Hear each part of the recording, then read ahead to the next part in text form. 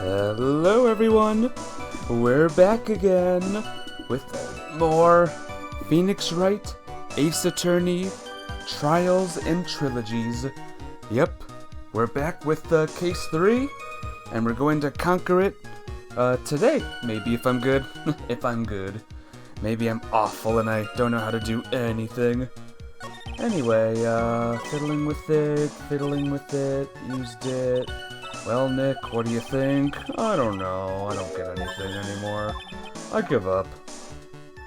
And then the case ends, Maggie's declared guilty, and we all go home. Yay! Anyway, I'm gonna actually do this. But yep, hope everyone's ready. We're going right into it. Excuse me. I'm not sure what the relevance of this is, but... Mr. Kudo, there is something very strange about your observations of the victim. What? Had to remember the voices I did. Hey, Asha! You're first. Welcome to Phoenix Wright, Ace Attorney. You say he was wearing the earpiece on the same side as the HMD. No question. You can lock me up if I'm wrong. It was his left ear, without a doubt.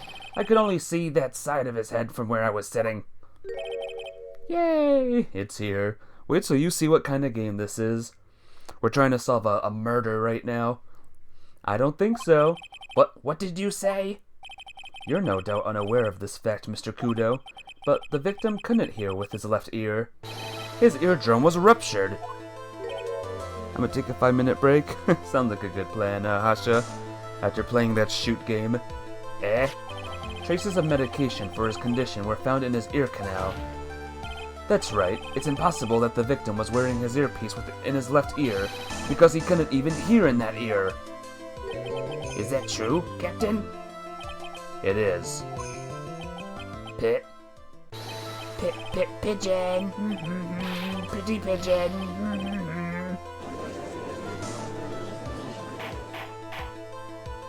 Order! This witness's testimony is completely unreliable. He only saw the waitress from behind, and he claims the victim was wearing an earpiece when we know his eardrum was ruptured. Well, Mr. Godot? Arg! A single drop of milk is all it takes to destroy the pure black magic in the cup. This old man is my drop of milk. Captain, are you calling me a drip? Good plan, very good plan. This is the victim's coffee cup in which the potassium cyanide was found. The mark on the rim clearly shows that the victim picked it up with his right hand. I'll never back down. I know I'm right.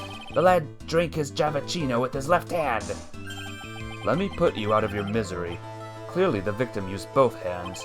He took a sip with the cup held in his right hand, and then switched to his left. That's what the old man saw. Impossible. The witness has already testified on numerous occasions that the victim died immediately after taking just one sip of coffee. Is Ultima a good lawyer? I hope so. I won't be able to beat this game if I'm not a good lawyer. Which hand the victim used to pick up his cup is irrelevant, Your Honor. The facts still stand. With one hand or the other, Mr. L drank the poisoned coffee. Like this. Only one sip? He took one sip. Sadly, Mr. Godot, that doesn't wash. The point of this testimony was to establish whether the witness's memory is credible, and the results are clear. This testimony given by this witness is useless. There's her answer there, Hasha. Nope. I believe it is time to conclude today's proceedings. Oh, it's over. Alright. Thanks for the stream, everyone. Hope you have a good day. No, wait. I'm satisfied that the witness is not deceiving the court, but to be frank, his testimony is a farce. Did you have to be so frank?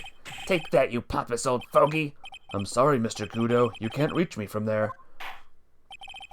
An objection will Ultima be able to defend? Obviously. I am the objection. I'm ordering the defense and the prosecution to investigate this case further. That is all for now. This court is adjourned. Okay. What? Wait a minute. Wait! If we stop now, where does that leave me? Leave you, Mr. Kudo? Thanks to that blue-suited young upstart over there, I'm just a bumbling old man who can't even dot his T's and cross his I's now. How is your bad memory my fault? I'm sorry, Mr. Kudo, but there's nothing I can do. I've kept my mouth shut until now, but there's something else the court should know. Uh-oh. What? There's more? To be perfectly honest, it might not be anything, but I want another chance. I want another crack at you, you young shark. Me?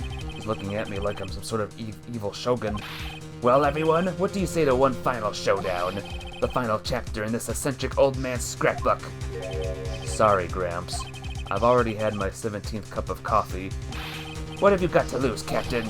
I'll give you all the Javachino you want if you come to my house after the trial. I may be 63, 68 years old, but Victor Kudo is still a man. BRB? Okay, Asha. No problem. That's enough, witness. I believe it will be quicker for the court to just hear your testimony. You bet. Much, much quicker. I can't believe this is happening. Ha ha ha. You better get ready, youngster. I get the picture. Just quit throwing those seeds at me, would you? He's gotta be using some sort of infinite ammo code with that box of seeds.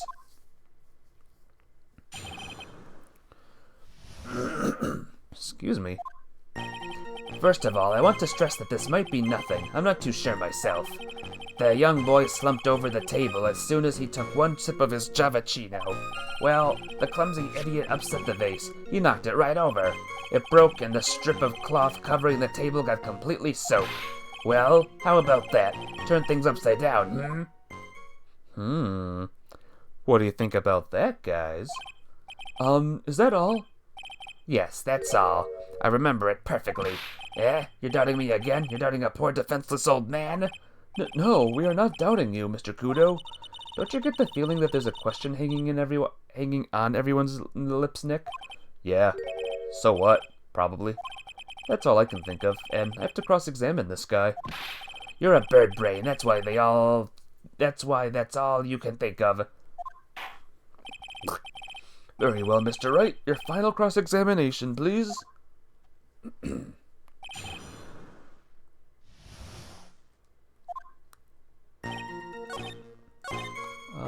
The clumsy idiot knocked over the vase. He knocked it right over. He did, huh? He knocked over the vase. I don't know about you. That vase does not look knocked over, though. Mr. Kudo, this is a photograph of the crime scene. So what? Look carefully at the table. The vase is there, intact. Huh? Lost your tongue, Granddad? I'm no granddad of yours, hopscotch. Ow. Ow. I'm back. Wait, what did you miss? We missed one final cross-examination where I absolutely crushed it. Enough. If you throw any more seeds in this courtroom, the cleaners will be here all night. Ah! What is it now? I just remembered something. Yes, go on. The broken vase? It was on my table. What? Ah, well, you see, it startled me when that young lad collapsed. So I stood up. That must have been when it fell over. The vase on my table, I mean. The vase on your table? Yeah, it was on my table. And that's how my groin came to be completely soaked.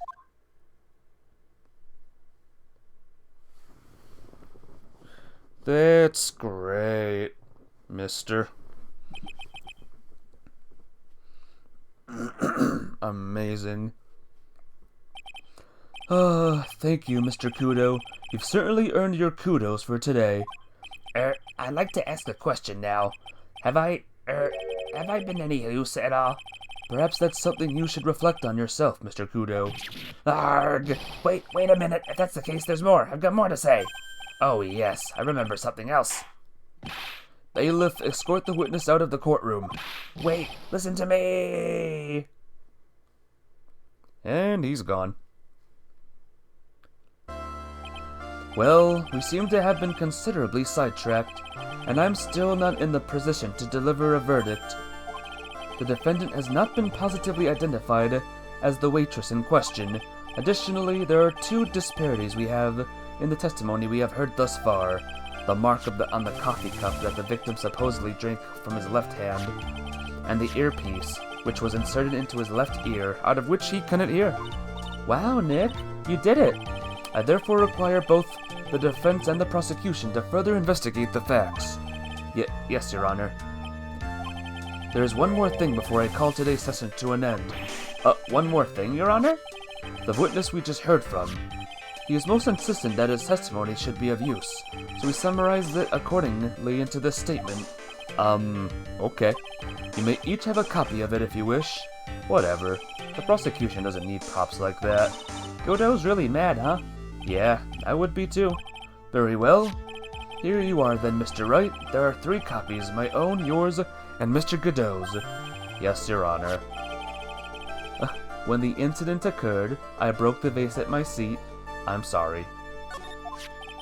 I'm sorry? This isn't a piece of testimony, more like a 5-year-old's apology. What the heck are we supposed to do with 3 copies? Keep grinding, you're gonna work on your own stream. I'll see you later, Hasha. You be good, and take care. And the court is adjourned. Yo, this case be crazy. And just like that, we done.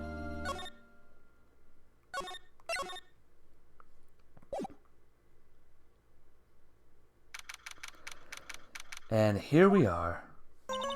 So how do you think the trial went this morning? How do you think it went? It got a bit crazy in there. I just wonder if that killed our chances. Yeah, I guess it did get out of hand. Mr. Godot's testimony did nothing but help us. Kudo. But alas, now we don't even know the identity of the waitress who laced the coffee. All we know is what old Mr. Kudo saw, the apron straps and the ribbon, and that the victim was wearing an earpiece when his eardrum was ruptured. Talk about a terrifying case of contradictions. Time to play doctor and find ourselves a cure then, huh? Yeah! We've gotta find one for Maggie, or she's going to have a terminal case of guilty. Well, I'm officially at a loss as to where to start. Yeah, me too. Let's try some brainstorming. You go first. Guess we should try to put Mr. Kudo's testimony to some sort of use. Yeah, that's true. And we need to figure out the identity of the waitress and who the victim really was. Somehow I think the key to this case has got to be at Tribulations. Well then, let's go back there and check it out again. Oh, and we should drop in on Maggie and see how she's doing too. So, anything on your mind? Actually, there is something. I was wondering about Zinyoop, you know, like what he's like and stuff. Oh yeah, I almost forgot about that guy. I gotta beat you so hard it'll feel like you were smooching the express train. Phoenix Wright? You saying you Phoenix Wright? 'Cause I'm Phoenix Wright, the one and only. Actually, I've learned a little something about my doppelganger. Huh? You did? Well, what did you find out? Oh yeah, Maddie was working at the restaurant when I ran into Don Fonioni. Let's just say he was such a terrible version of me that I wanted to sue for defamation. What's that guy's story, anyway? What does he have to gain by impersonating me? Weird. Well, let's visit our old friend, the police station. Looks like Gumshoe's not here. Never mind that. What's going on? It feels different in here somehow. You think? Yeah, everyone seems to be on edge. What are you doing? Call in the officers for the briefing, quick! Can you shut the station server? Chief, quit playing on the internet. But my email pen pal, 1337 Asian Princesses. Save it for later. I'm turning it off now. No! 1337 Asian Princess! Everyone's keeping busy in here, huh? Keeping busy? More like panicking, if you ask me. Hey, Mick! Welcome to the stream. Welcome to the Crazy Ace Attorneys. How you doing today? It's good to see ya. Something's going on. Something big. Talk to me, Chief. This must be the chief of the detectives here. He looks lost now that the power to his computer has been cut. Oh well, I guess I'll just have to write her a real letter instead of an email. Alternatively, you could write up some reports. Just a suggestion. Dears, how are you? I'm okay. How was the show last night? Wow, what an awesome job. Maybe I should send in my resume and become chief. And as for you, that must be one of the detectives. He's mumbling something to himself. Even pickpockets can have their pockets picked. That's a keeper. Better to go with something that doesn't sound too much like a slogan. He must be coming up with slogans for a crime prevention campaign. But I'm sure even he knows what... But I'm not even sure he knows what kind of crime he's trying to prevent. So what have you been up to today, Kamik? Hope all has been well. I guess Maggie's still in questioning. But we've got to ask her questions too. Maggie! Maggie! Keep it down, Maya. This isn't a playground, you know. I guess not. Homework? Ah, homework. Here's some homework for you, Mick. Let's try and solve this case, huh? Ha ha ha. Welcome back to Tribulations. Empty, as usual. Yeah, and it's lunchtime, too. That's it. Come on, come on, come on. Hey, that sounds like... Now just call an 8, pal. Come on, I know you can. He's getting real worked up about something. No, that's the wrong number. Arg. Looks like an 8 would have only netted me $5 anyway. What a ripoff. What's the problem, Detective Gumshoe? Huh? Oh, it's you. I was just... I was just listening to the radio, pal. To the radio? Hey, Detective Gumshoe's having lunch here. He is, and he's having the twin tea set. Ah ha ha ha. What can I say? What can you say? This is a nightmare. How am I supposed to look Maggie in the eye now, pal? You really drove her into a corner, you know. You always blow apart my testimony. Why of all days didn't you do it today? Sorry, there just weren't any holes in it, for once. Yeah, what happened? Usually, your testimonies are like Swiss cheese. Swiss cheese? Would he have preferred crumbly like aged Parmesan? Anyway, this case has already been ruled on. There shouldn't be any holes left to find. So, did Maggie say anything to you? About me, I mean? Well, how did she put it again? I can't believe Detective Gumshoe. I hate him, sir. I mean it. I don't ever want to see him again. Something like that. Wah. Wah. But please, Detective Gumshoe, I didn't mean... Why? Why is this happening? He's banging his head against the wall, Nick. Oh, man. Poor Gumshoe. Oh, poor guy. So, did you like the twin tea set? I never paid that much money for lunch before. I was so nervous my hands were shaking. So, how did it taste? Well, for $20, I guess. I don't know how to describe it, really. It was delicate. Delicate? You mean you liked it? Didn't it taste bad to you? What's the matter with him? Looks like he's thinking. That's it. I've been trying to think of the right word to describe the taste, and I just realized it's bad. That's it. It tasted bad. It's just kind of hard to admit it to yourself when you pay $20 for it, you know? Maybe he should have found out about the price after he had finished eating. Hey Nick, maybe that's why Glenn L came here. Maybe he heard about the super fierce twin tea set.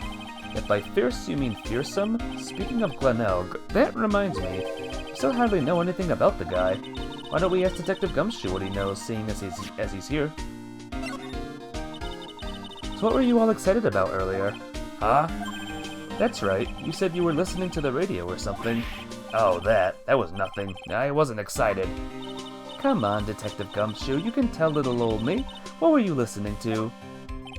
Nothing, really. It was just the, daily exercise show. Oh!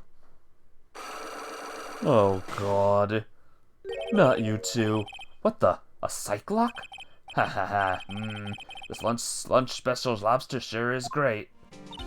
And why are there tears in your eyes? Welp. Hey! I, Bozo Mafia, welcome to the stream. You reached a 3-stream streak. Well done, well done. But yeah, how are you today? How's life treating ya? You know what's crazy, guys? I'm gonna solve this now.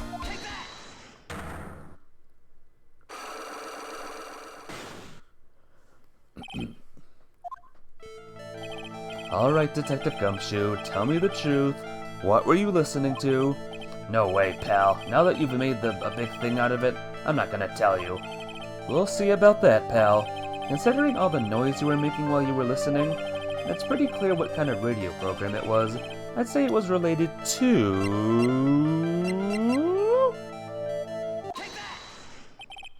I'm right, aren't I? You were listening to the lottery results, weren't you?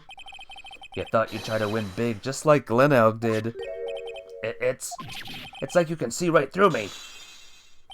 Huh? I cracked him already? See, pal? That's why I said it was nothing. Huh. That was easy. That was the easiest one yet. I'm usually pretty lucky, so I figured I'd give it a try. What's with everyone in the lottery? So, how did it go? I won 50 cents. It'd be better to win nothing at all than half a lousy buck. I was so mad. Yeah, I know the feeling. I bought the same kind of ticket as Mr. Elg, see? And they've got this special radio show where they announce the winning numbers. They even do the drawings live on the air. It's intense, pal.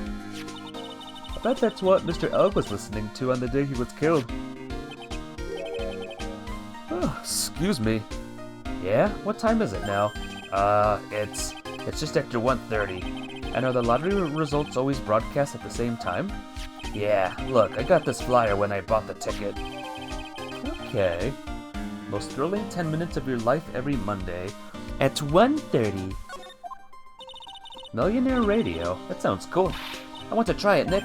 Then buy a ticket, Maya, with your own money. Alright. Here we go.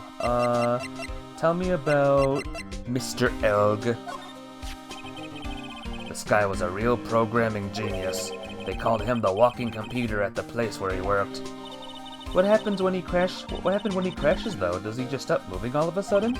Groan. He wasn't literally a computer, Maya. Anyway, there's nothing between Maggie and the victim. Yeah, that's what we found out yesterday too. Hey, Detective Gumshoe, do you have any information that's a bit more fun? Fun? Oh, I know. So, have you paid a visit to where Mr. Elg worked yet? You might as well. His workplace? Where's that? A computer firm called Blue Screens Inc., or something like that. Sounds like a real stable company. This could be fun, Nick. Let's go. Computers aren't really my thing, Maya. We'll be fine. I know all about that high-tech stuff. Wonder about that. It's just around the corner from this joint. You should take a look. A computer firm called Blue Screens Inc., huh? Huh. Anything else? Nope, alright. Well, there's Blue Screens Inc. Head here for now. Uh-oh. Uh-oh, that Scooter's here. I don't see any sign of Mr. Kudo, do you? Maybe he went to buy another ton of birdseeds. I was kind of hoping he wouldn't be here anyway, at least not for now. Besides, I need more seeds today and I'm liable to turn into a real phoenix. Uh-oh. Hey, check this out.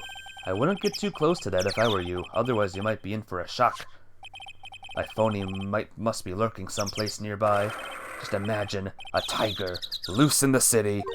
Meanwhile, the real phoenix is like an abandoned chick, lost in a vast urban jungle. Huh? Don't worry, someday you'll grow up and become a ferocious tiger too. Don't lose hope. Hey, Captain Chips, what's up? You're here, you have dinner, you played some Zelda, where are we at? Why's she trying to pep talk me into becoming my phony? We ended the court trial, and, stuff is going on. We got a little ditty about Millionaire Radio, and, Mr. Kudo's testimony was very strange. Let's head to the kitchen, actually. But how you doing? How's the Zeldas? Let's see what's in the kitchen. What's cooking? Huh? Mr. Armstrong's talking to someone. Whoa. I'll be back next month.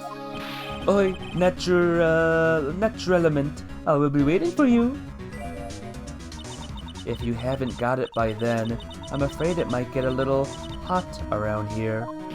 None, I will have everything ready, I promise. I love fire, you know. I love the way it crackles. Hee hee hee. No, stop it, I beg you. Then don't let me down. I'll be watching you. Mas, non, this is not necessary. You can trust me, mademoiselle. Talk to anyone, and I'll drive a knife right through your heart. Oh, non, you do not have to worry. You know, you worried far too much. Maybe this will help you relax. It is the oil of sandalwood. I do love raw meat from time to time. Hee hee hee. Ah! I'll be taking my leave. Goodbye for now. Huh. You tried your hand at fighting a Gleeok. Here's your reenactment. Let's hear it. Erg, I have the shivers. I must rub some of my oil all over my body before I become the nervous wreck. There. Ooh, oi, oi, that feels good. Erg. Oh la la, excusez-moi, monsieur. My eyes, my eyes. Your eyes? If you have trouble with your eyes, you need this, the oil of sandalwood. Isn't that just what the leftovers of what you were just using? Okay, gonna give this a try. Fly down, give me a second to hit the head with fire fruit arrow. Land, smack it with a spear, did a little damage, and it's flying. Laser beams, crap, run, run, run, run, run, run, run, run. Yeah, find some cover from Gleeoks. That's my best bet, find cover. Don't give it a chance to even shoot, things like that. That's my bestest advice, kind of. I guess it all depends on where the Gleeok is. You don't exactly have many customers, do you, Mr. Armstrong? Non, you are right, monsieur. But perhaps that is the perfect time for you to visit me, non? I don't even know how to damage them when they're up in the air. When they're very, very high up, or when they're normal high up? That way I can give you my undivided attention and cook for you la dish supreme. Putting on a brave face, huh? That's what girls do, Nick. But you are right, business is very difficult these days. Perhaps the name is the problem. People do not understand it, they think it is tray. I just wanted people to think that my restaurant was exclusive, but they think you just serve fast food on cheap plastic trays. Nick, that's the kind of thing that can make a girl cry. Have you forgotten that Mr. Armstrong is a man, Maya? But this restaurant is my life. It is everything to me. I will defend it to la finale. No one will take it from me. When they're normal high up, when they're normal high up, use the eyeballs, the Keese eyeballs. They have a homing thing on them. They home in and they get them. So, who was that woman you were just talking to? Ooh la la, you saw that? Ah, well, yes, sorry. So, who was she? She looked so polite and graceful. Polite? Graceful? And she likes raw meat and fires, right? I'll be back next month. Oi, naturalmente, I will be waiting for you. If you haven't got it by then, I'm afraid it might get a little hot around here. No, and I will have everything ready, I promise. Now that I think about it, hey, Maya, I think it's pretty clear what kind of conversation they were having. You think so? Well then let's show him that piece of evidence and see what happens. Alright, where is it? Ah, the loan contract. So long as that paper exists, I am but a delightful angel with la broken wings. An angel, huh? Doesn't bode well when you think about it. Oi, they keep harassing me month after month. In the end, I had to give in. I agreed to help them. Help them? With what? Mas bon sir, if I did not owe them la money, I would have refused. But my hands were tied. Please, what did you agree to help them with? No, I cannot say. If I tell you that woman, she will slice me up and eat me with the salad garnish. Ew. Hope she doesn't mean that you'll literally be sliced up and served with a garnish. I'm going to guess that woman has something to do with your loan contract. Am I right? Ah!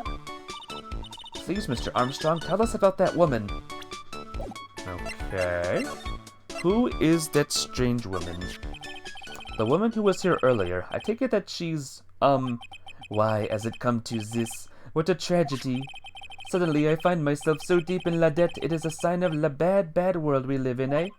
No, I'd say it's more of a sign of la bad, bad culinary skills.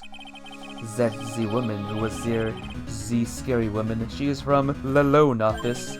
Loan office? Is that where you borrowed $500,000 from? Oi, tender lender it is called. Catchy name. Just hearing it makes me want to borrow some money. Please, you must not borrow from them if you must no more than $10. $10? Sounds like your whole monthly stipend, Maya. Hey, I get a bit more than that, thank you very much. So tender lender is the loan office you borrowed $500,000 from, huh? I wonder if they've got anything to do with this case. Tender lender. I am a weak woman. When I am upset, I have to buy something nice to cheer me up. Thanks to him loaning me la money, I have to pay back $500,000 now. I am like his slave. I have to do everything that he tells me. Who's this he?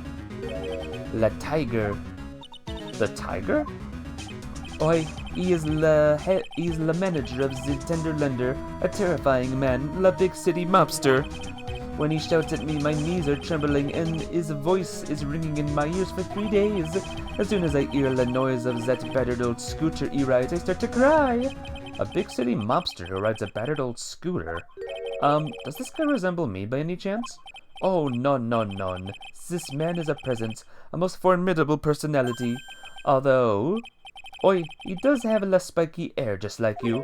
Oi, there is a resemblance there, I suppose. Sounds like this loan office is worth checking out after all.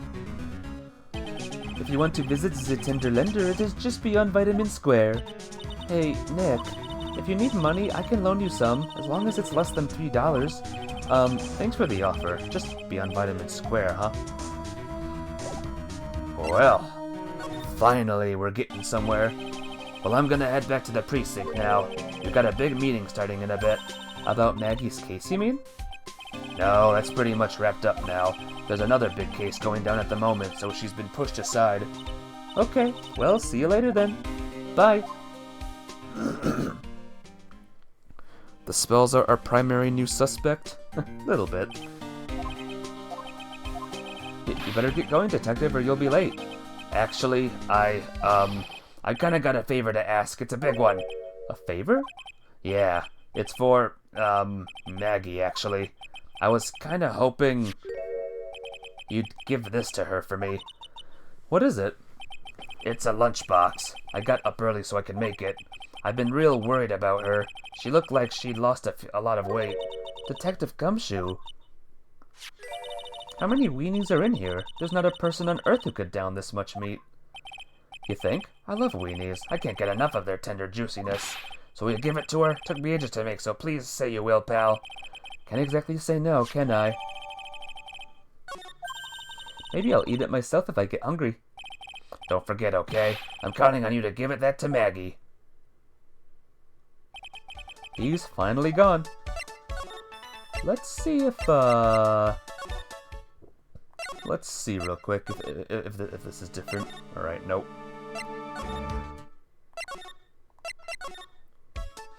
Alright.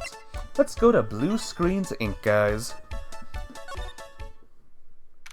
Oh, it's not a blue screen. Darn. Wow, this place is so high-tech, you can almost smell the electricity in the air. It is a computer firm, Maya. They can't work without electricity, you know. Who are you? Whoa. Oh, hello. I'm sorry. Access is restricted to authorized personnel only. This is a computer programming laboratory. There are far too many trade secrets that could be leaked. Wow, what secrets? Everything you see here is classified. No information can leave this building. Understood. Who is this woman? She's like a robot from some kind of whacked educational show. My name is Lisa Basil. Or Basil. I'm the company director. Never trust a computer place called Blue Screens. Blue Screens of Death. Director? She's human? She seems more like a ghost in the shell. In a shell. And that thing over her eye, is that the same device as Glenn Elg's? That's a DMH, right? Nice try, but it's the other way around, Maya. It's an HMD. All of my programmers here at Blue Screens Inc. are supplied with HMDs. Do you write programs too? No, I just enjoy wearing this. They are pretty cool. I wouldn't mind one. Well, here we go, guys. Let's do some examining. Like this. What is this down here? Wow, look at this mess. Looks like they're all betting tickets. What kind of betting tickets? For betting on which horse will win a given race. They're horse racing tickets. Oh wow, these drawers are stuffed full of these. Looks like they're all losing tickets though. Losing tickets? Of horse racing? So many tickets would get you, what, a buck down at the recycling center? I didn't know you were so hard up on that you'd try to profit from the dead, Nick. I'm just taking them as evidence, Maya. What else have we got? Whoa, look at this desk, Nick. What a mess. Looks pretty average to me, but you can't get any work done with everything all over the place like this. You think? Real whiz kids can work under any condition, you know? Just trying to hint that I should tidy my desk more. I'll clean up my desk when Maya stops asking silly questions. No hurry then. Hey, this calendar. What about it? If this is another hint about tidying, you can forget it. Someone's marked December 3rd in red pen. December 3rd? That's the day Mr. Elg was murdered. Is there anything else? Yeah. It says meet with the Tigre. The Tigre?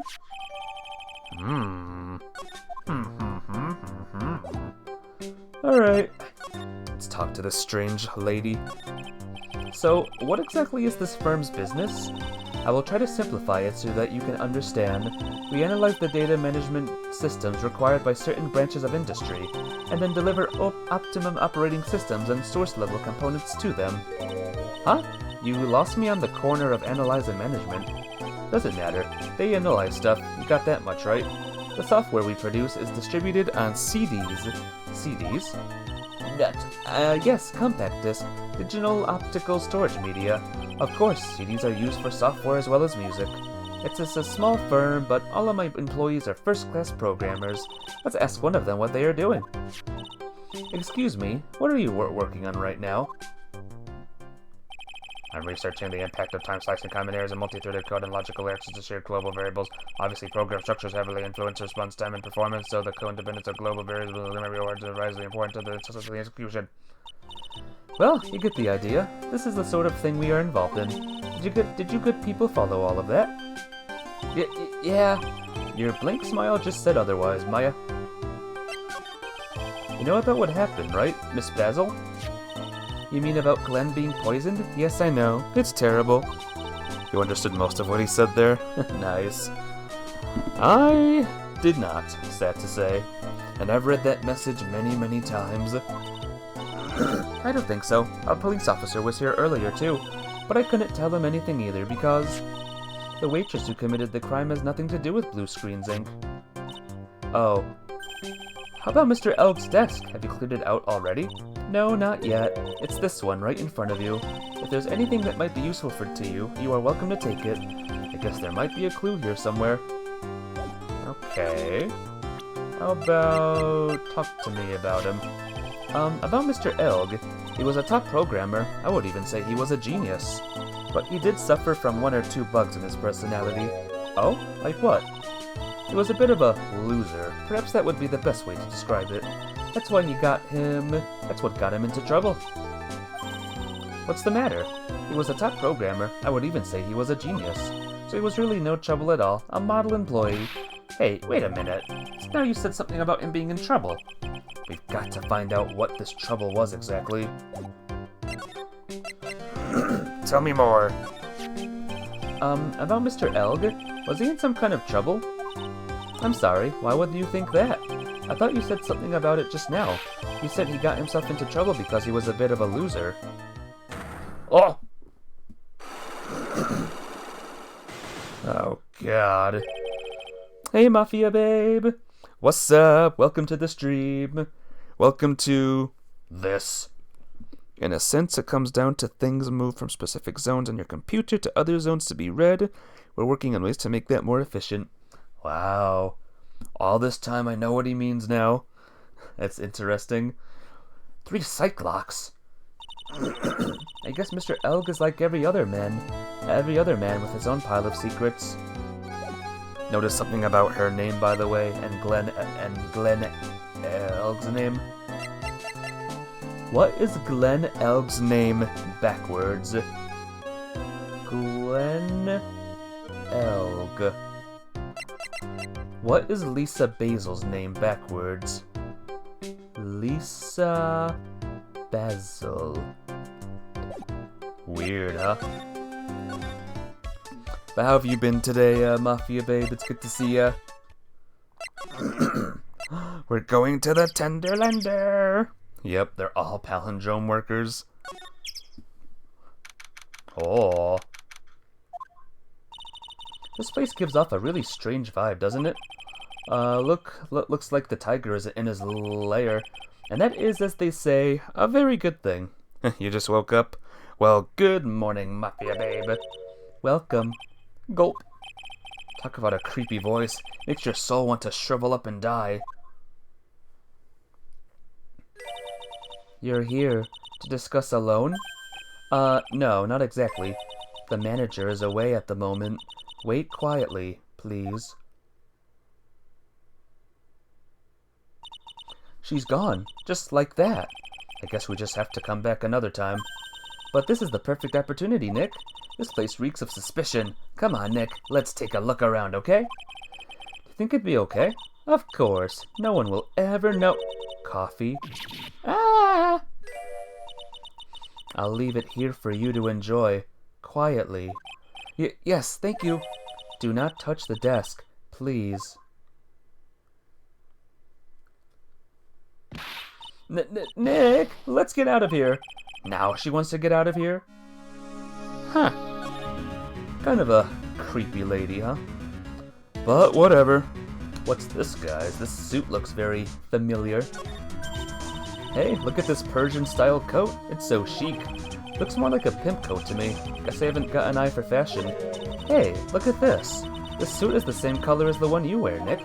The same color as my suit. Ah! Keep your voice down, Maya.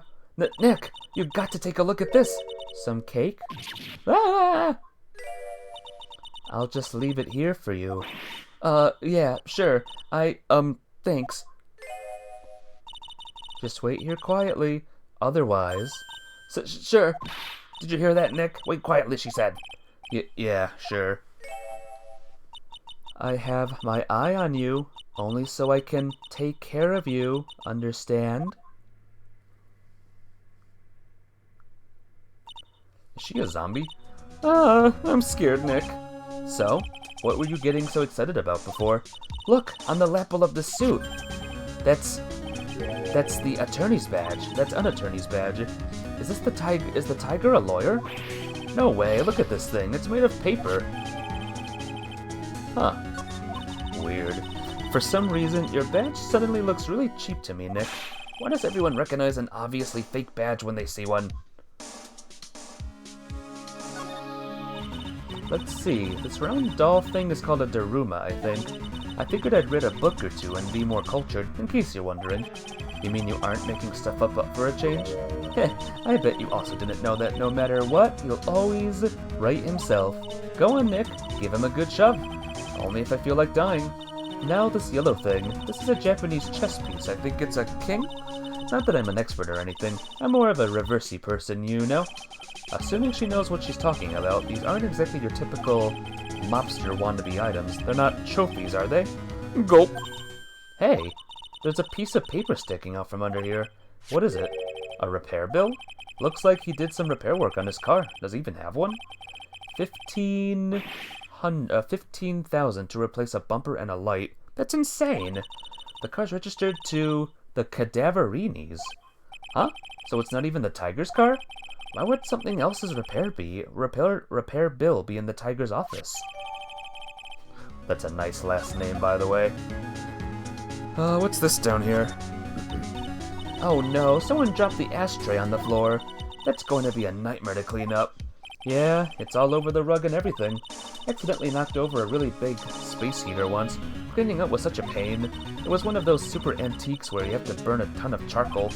How can she manage to knock over one of those? No, those over. Aren't they supposed to be super heavy? Oh, hey, there's a book of matches here too. Matches, huh? Places don't give those out much nowadays. Hey, wait a second. What is it? Look what's printed on its cover. It says Tribulations. These matches could come in handy. Might be able to use them. Yeah, the pilot light for the office boiler keeps going out. Swing and a miss, Maya. Swing and a miss. Alright, let's check the desk now. Hopefully that lady won't come around and catch me.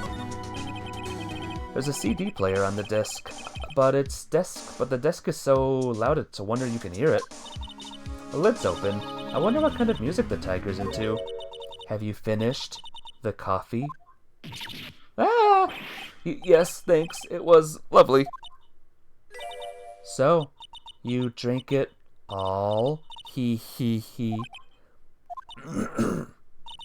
Gulp. If you touch anything else that doesn't belong to you, there's always another cup. Uh-oh. That coffee, it was laced with something, I'm almost sure of it. Nick, my stomach, it's killing me. Oh, wait, maybe it was just the burger I ate for breakfast. I sure hope so. Better take a look at the CD while we're still alive and have a chance. What the? What? It's not the Rocco soundtrack, is it? Claw of the Tiger? It's the demo CD, or it's a demo CD. The artist's name has been handwritten on the disc in pen. MC Bomber. What? This must be the CD Maggie told us about. Let's listen to it. I bet it's heavy metal. No way. That woman will make us drink more coffee if we do. Alright, good stuff.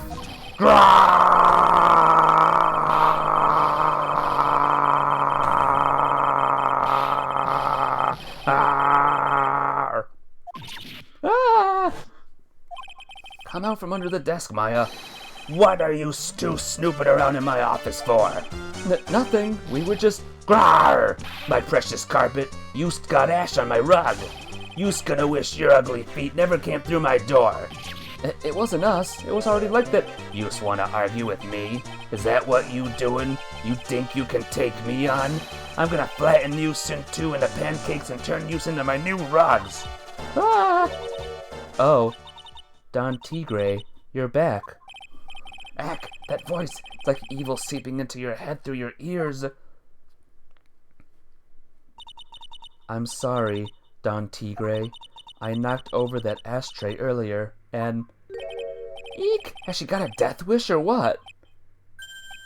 Oh, right. Huh? Forget about it, Violetta. It's nothing. What? I ain't gonna get mad at you. You're too cute, you hear? That's so unfair. Here, have some cookies. I just baked them. And you'll need some strong espresso while you're discussing your loan. Grawr! Phoenix Wright. Yes? You see, the crazy are just plain stupid to chase after me. I worked so hard, but now you's gotta come up and mess up my plans. So it was him. He's my phony. Heh, but I don't care. No one gets in my way. What? I mean, excuse me? Heh. You should have left the little girl at home, right? I have a few things I want to ask. Grawr! Ah! No questions. This is the last time we meet. Hey, Foursquare. You're sad. How come you're sad? Is it cause you'll run into the most red man you've ever seen in your lifetime? But how you doing, Foursquare? It's good to see ya. Always good to see ya. Your Bills lost again? Aw, the Buffalo Bills, right? Rip. Wait, but please. That was pretty weak, Nick. You waited until he was out of earshot before you shouted after him. Like you're one to talk. I didn't hear you scream, hold it, either. The espresso. Ah! And cookies. This woman is definitely not good for my heart. Now, what was it the tiger called her? Violetta? I'm gonna show her my badge. About this. More coffee? You must have more. No, thanks, I've had enough, really. I'm so thirsty. I don't leave the office. I can't tell you about anything, except Don Tigre. Is he, he's not even here? So, I'm kind of curious about your company, Tender Lender. With the warm and friendly atmosphere you'd expect from a family-sized business, a constant rate of interest, and an attractive repayment policy. Why do I get the feeling the sentence is not going to end well? We will tenderly lend you that little bit of extra here at Tender Lender. Hey, Nick, things are a bit tight for Wright & Co. at the moment, aren't they? I mean, there's that $500 you owe me from our card game for starters. Why don't you take it out alone? Would I like to take out a loan from a place like this? Not so much. Tender Lender is on your side. He. So, let's say I'm late with my repayment. What happens then? We'd give you more coffee. Strong coffee. Right. I think I'd rather skip town. Hey, just remember I can make strong coffee too, Nick. Strong tea as well. I gotta ask you guys again, by the way. Who do you think the murderer is in this case? If you had to make a guess. So, do you know about the incident we're investigating? What incident? Well, a man was poisoned in a restaurant just near here. That incident. Let me see. I was here that day with the manager. The manager being the Tigre? Furio Tigre. Furio? Tigre? So that's where the Tigre thing comes from. Tigre, if not Viola. We'll see. Zinni Yoop's got a real name, Nick. Hurry up and find out more about him.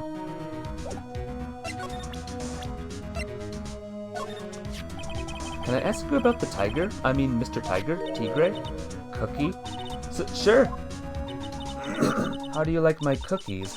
I baked them myself. He. Go ahead, Nick. The honor is all yours. No, ladies first, Maya. He. No matter how I look at this, I just don't get it. What are the Tigre and the scary girl doing working together? We are lovers. That's not exactly coming across in your tone of voice. And I owe Don Tigre my life. He's the one who saved me. The Tigre saved you? Please, address him properly as Don Tigre. Otherwise, I'll have to. Okay, Don Tigre. Of course, I'm sorry. He saved her life? I'd sure like to know how that happened. Tell me more.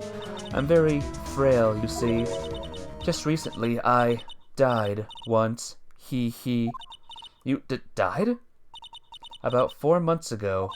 The doctor said to abandon all hope. I guess they were expecting her to take a boat ride across the river Styx. But Don Tigre, he saved me. He gave up everything. Everything?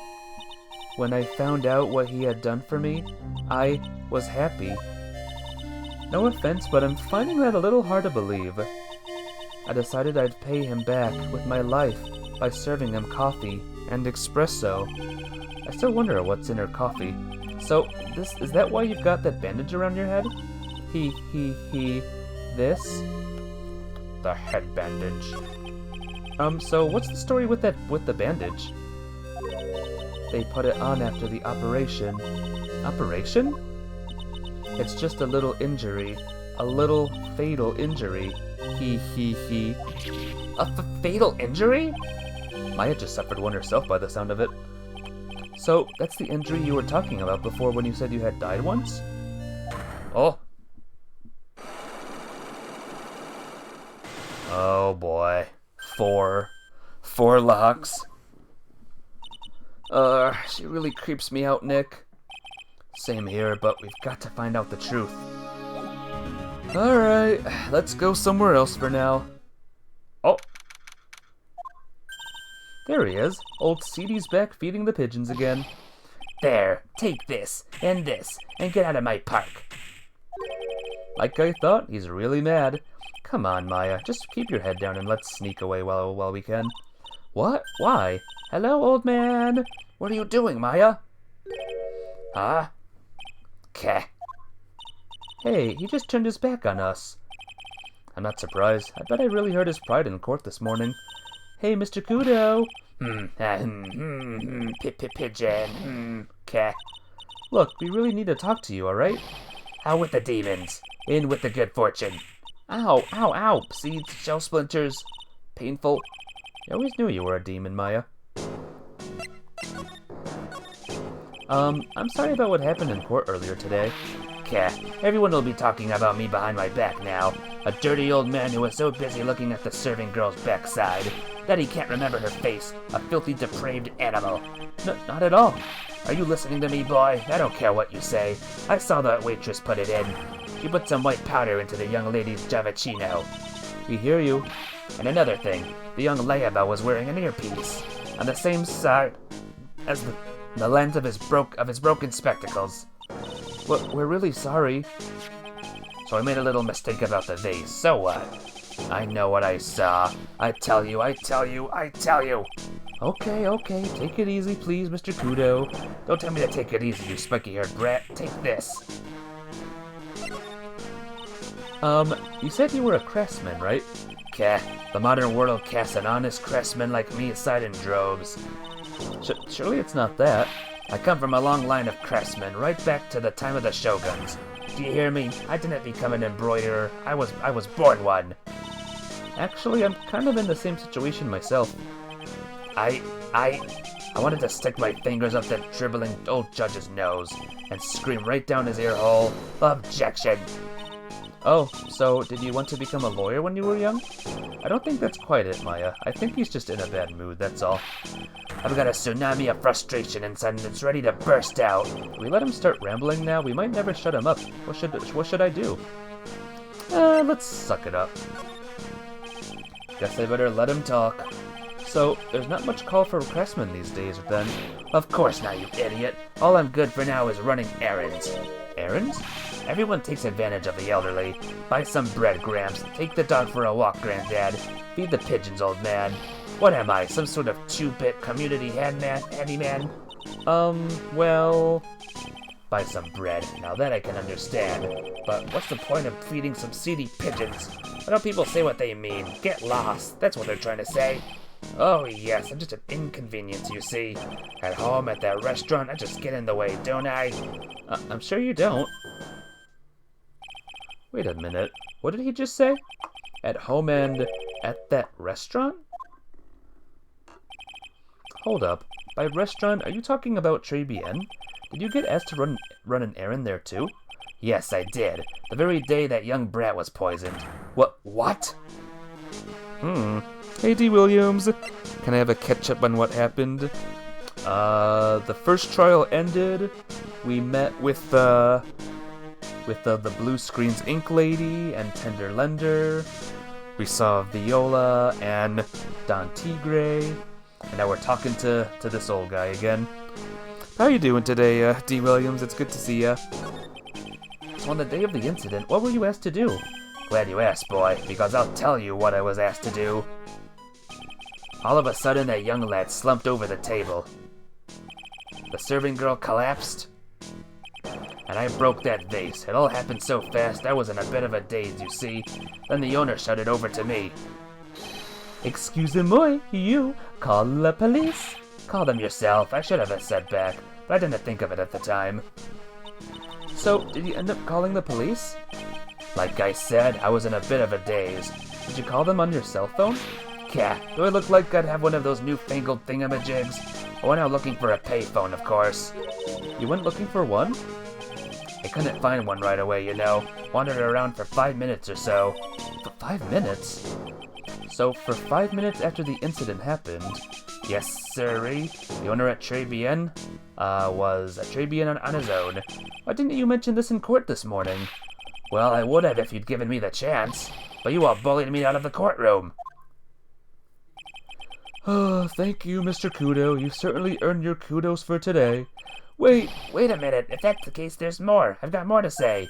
Oh, yes, I remember something else. Bailiff, escort the witness out of the courtroom. You're good. Thanks for the thing, by the way. What's the thing? The ketchup? The ketchup? Oh, excuse me. It's not my fault. You're the ones to blame. You could have at least told us before we got to court. Is it really that important that Mr. Kudo was the one who called the police? What's important is the unaccounted time before the police arrived. The victim was dead, and Maggie was unconscious, which leaves that woman, that man, alone in the restaurant. Mr. Kudo might have been chased out of the place on purpose. What do you mean? Maybe a certain someone didn't want him in the restaurant. Ah! Oh, sure, you go ahead and say I was in the way as usual. Suppose I should have been getting myself covered in pigeon poop instead. I need to get more details about what exactly happened. From Maggie and from Mr. Armstrong. Alright, sounds good. To the detention center! Oh, Mr. Wright. Hello, Maggie. So they finished questioning you? Wasn't it just unbelievable in court today, sir? I'm going to stay up all night and blog about everything that happened. Weren't you scared? It was pretty touch and go in there. Yeah, but you totally nailed that old man. Well, he was all over the place with his testimony. He's not the only one. Huh? What do you mean? Everyone else's testimony don't match up either. Not with what I remember of the incident anyway. Is it possible that she's the one misremembering things? There's still the mystery of why everyone didn't see the other man. Maggie, you know how you said that everyone else provided testimony that doesn't match up with what you remember? Yep, there are just so many things that don't seem to add up. The biggest contradiction is the other guy I saw at the victim's table. He was the one who slipped something into the victim's coffee. I'm sure it was him. But didn't Mr. Kudo testify earlier today that it was the waitress who put some white powder into the coffee cup? So you really think it was this disappearing man that did it? Well, he's not the only thing that disappeared. The CD vanished as well. You know, the CD with the writing on it? Oh yeah, the MC Screwdriver album, right? It was MC Bomber, Maya. The name was sprawled on the sports paper as well. They never did find that CD at the crime scene, sir. Or the victim's medication. That's gone missing too. Ouch, my head. It's just getting way too complicated for me. You said that you passed out when the victim Glen L collapsed, right? Yes, it's so embarrassing. I mean, I used to be a cop. When I came to, the restaurant was buzzing with police, and before I knew what was going on, they arrested me, sir. So between the time the victim collapsed and the time of the police arrived on the scene, you have no idea what went on at Tribulations. No idea at all. Why? Is it important, Mr. Wright? The other witness, the old man from the park, was pretty much chased out of the picture. Chased out of the picture? What do you mean? Old CD wasn't inside the restaurant because he was told to go call the police. Exactly, and you, Maggie, were unconscious. That means Mr. Armstrong was alone in the restaurant for a brief period of time. No! You don't think Mr. Armstrong set me up, do you? When you consider the facts, it's hard to imagine that Mr. Armstrong isn't involved in this at all. Grrr. It's like the master biting the paw of the dog that it feeds. Are you sure about this, Mr. Wright? Well, the old man said as much when we spoke with him earlier. I don't know. The things that man says don't add up for some reason, sir. Maggie looks like she's trying to figure something out. Maybe we should ask Maggie exactly what she knows about old CD. Okay. Old CD. I feel much better after the trial this morning. I've been a bit of a courtroom proceedings addict for years now. It feels like forever since I saw a witness as slippery as that old man. He's not really that bad of an old man, though. Still, I feel a bit uneasy. Huh? I thought you just said you felt much better. Maggie, if there's something on your mind, you've got to tell us. Especially if it has anything to do with Mr. Kudo or his testimony. Roger, I'll spill it all and see what you make of it. Is there anything about Mr. Kudo's testimony that stood out as odd to you? Actually, yes. The fact that he was even testifying to begin with doesn't quite what? Well, when I took the coffee over to the victim's table, it's true there was another customer in the restaurant. Yeah, we know that already. It was Victor Kudo. But I can't really say it was an old man. Okay then, how about calling him a really old middle-aged man? No, age isn't the issue. The other customer was a woman. A woman? Are you sure, Maggie? Well, I'm not 100% sure, but I think so. So, what did this woman look like? She was sort of creepy, and she had a kind of a cackling laugh. Creepy? cackling? Why do I get the feeling I've come across a woman like that recently? Viola. Is it her? Oh, nope. Do you recognize him, by the way? Holy smokes, that's him! Huh? That's your phoning, Mr. Wright. Just look at that ridiculous suntan. For the record, I'm not sunburned like an over-dried tomato, so I don't know how. He told me he'd been on a business trip to Hawaii, and that's where he got the tan. I'm not hearing this. Oh, that's silly. Alright, one more thing. Here you go. Oh yeah, I've got something you're going to love. Really? What is it? A lunchbox, just for you. Here. Wow, a lunchbox? Weenies, too. I can't believe it. Thank you, sir. Did you make this just for me, Mr. Wright? Nah, it was Detective Gumshoe. Who else would make such a nice lunchbox for you? Detective Gumshoe? He's really worried about you. Looks like he put a lot of effort into making this too. I can't accept it. Detective Detention Center rules. No gifts allowed, sir. Hey, come on, Maggie. Don't be like that. The rules are the rules. They'll lock you up if you break them. Somehow, when an ex-cop turned waitress says that, it seems a whole lot scarier. And anyway, I hate weenies. Oh, really? It's all yours, Maya. You can enjoy it with Mr. Wright. But... She's right. It's better than letting it go to waste. But... I guess so. Gumshoe's lunchbox eaten with Maya. Well, how was it?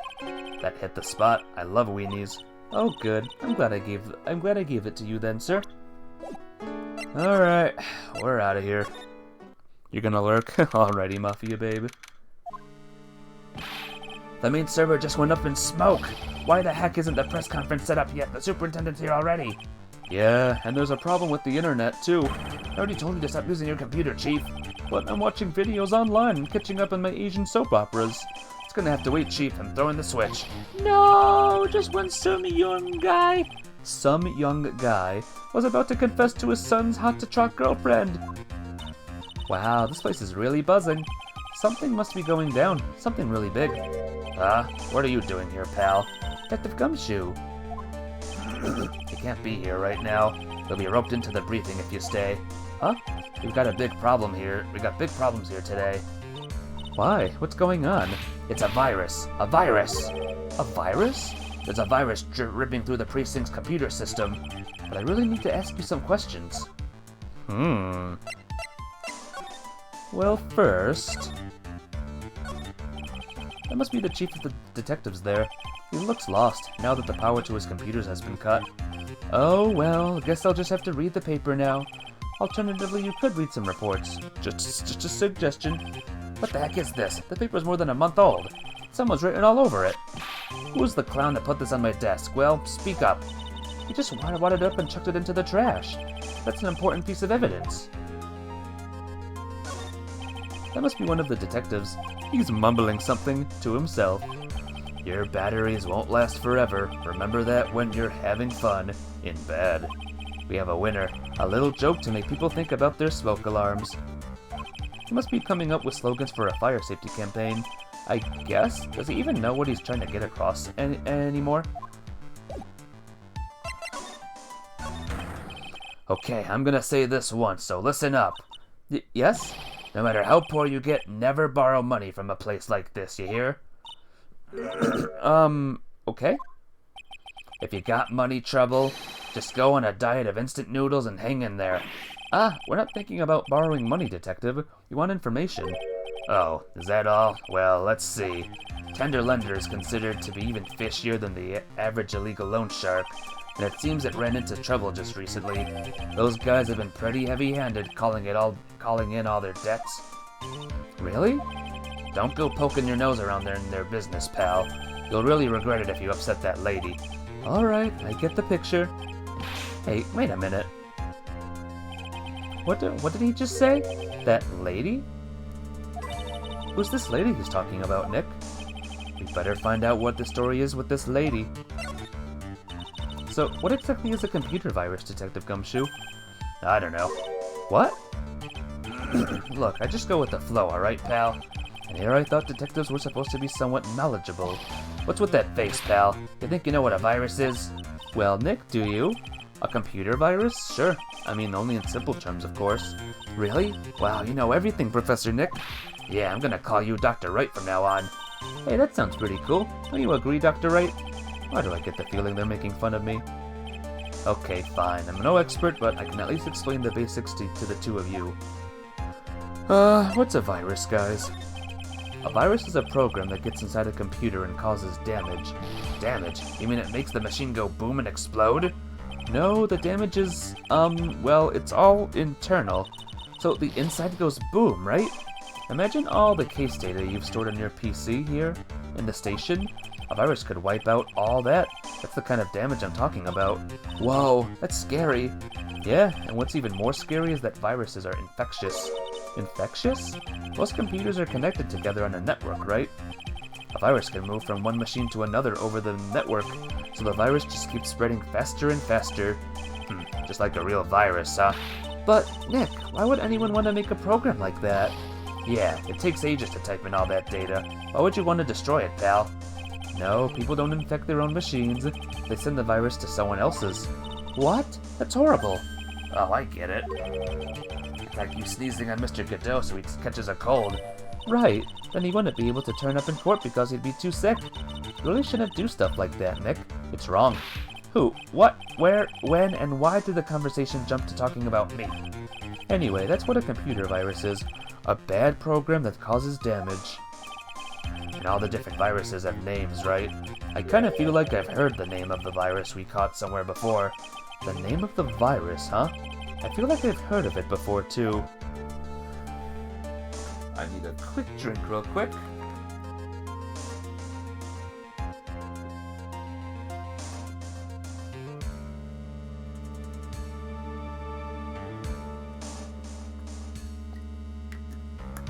Excuse me.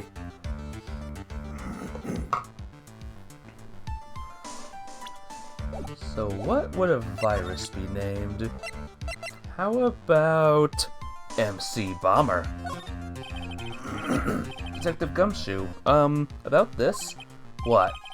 Kinda concentrate on Maggie and the virus right now, so this is it, that stupid name, I remember now. I thought so. Here it comes. Don't just nod yourself and keep me in the dark, Nick. What's going on? It's okay, Maya. You don't have to cry about it.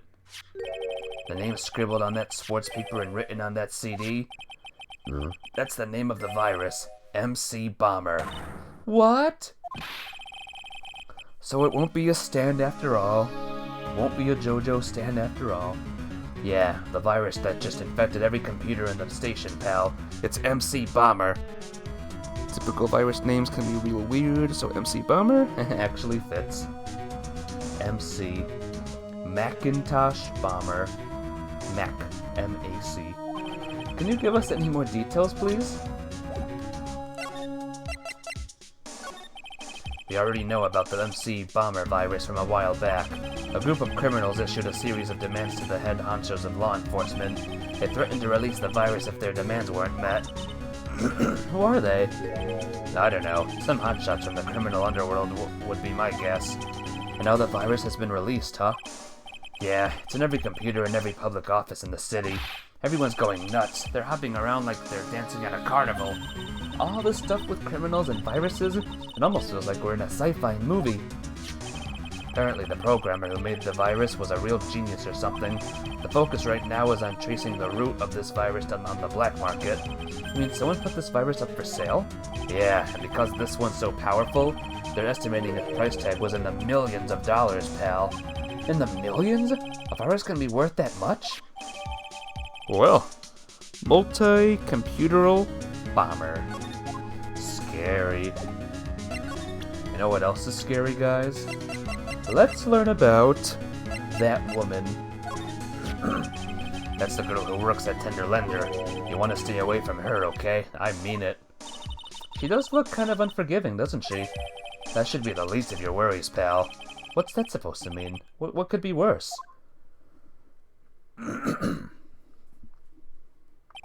Her name's Viola Cadaverini. She's the only granddaughter of Bruto Cadaverini. Bruto Cadaverini? Do you know who that is, Nick? Never heard of him. Bruto Cadaverini's the boss of the Cadaverini family. The Cadaverinis? That's one scary sounding name. You can't touch them. They're way too powerful for the police.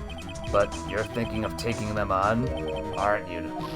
No, I don't remember ever saying I was going to.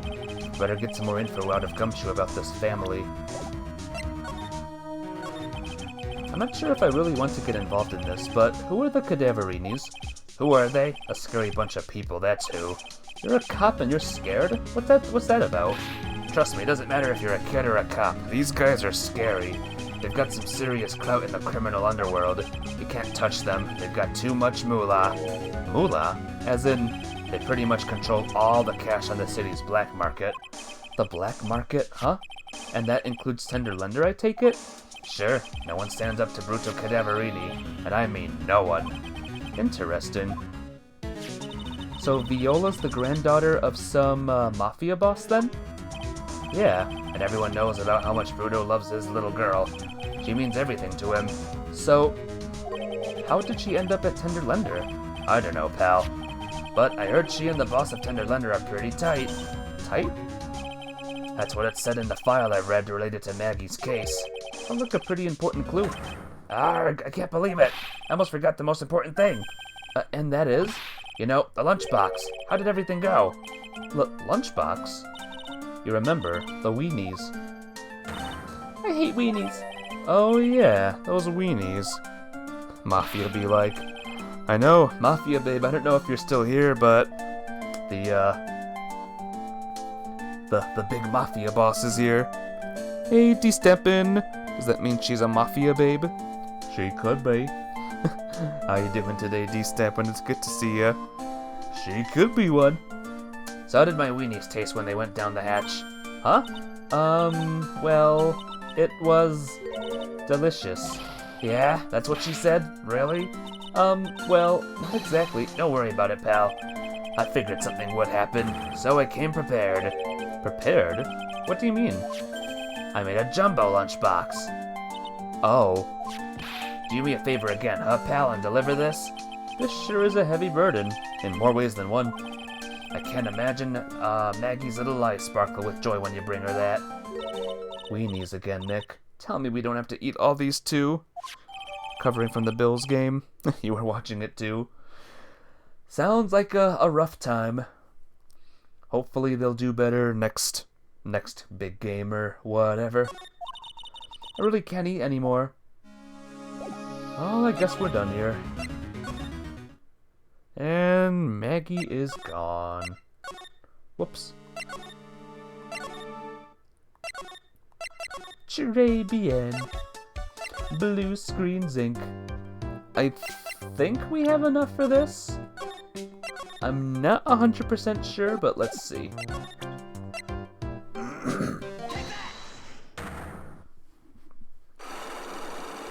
Alright, Miss Basil of Baker Street, let's do this.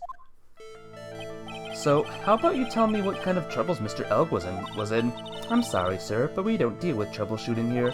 Perhaps you'd like to speak to someone in customer service. What's she talking about? I guess I'd better just take a shot and see where it gets me. Miss Basil, let me ask you something. Do Mr. Elg's troubles have something to do with this?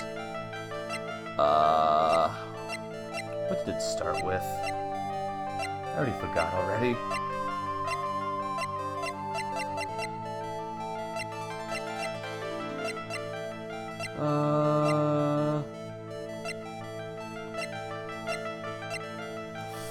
Alright, be right back.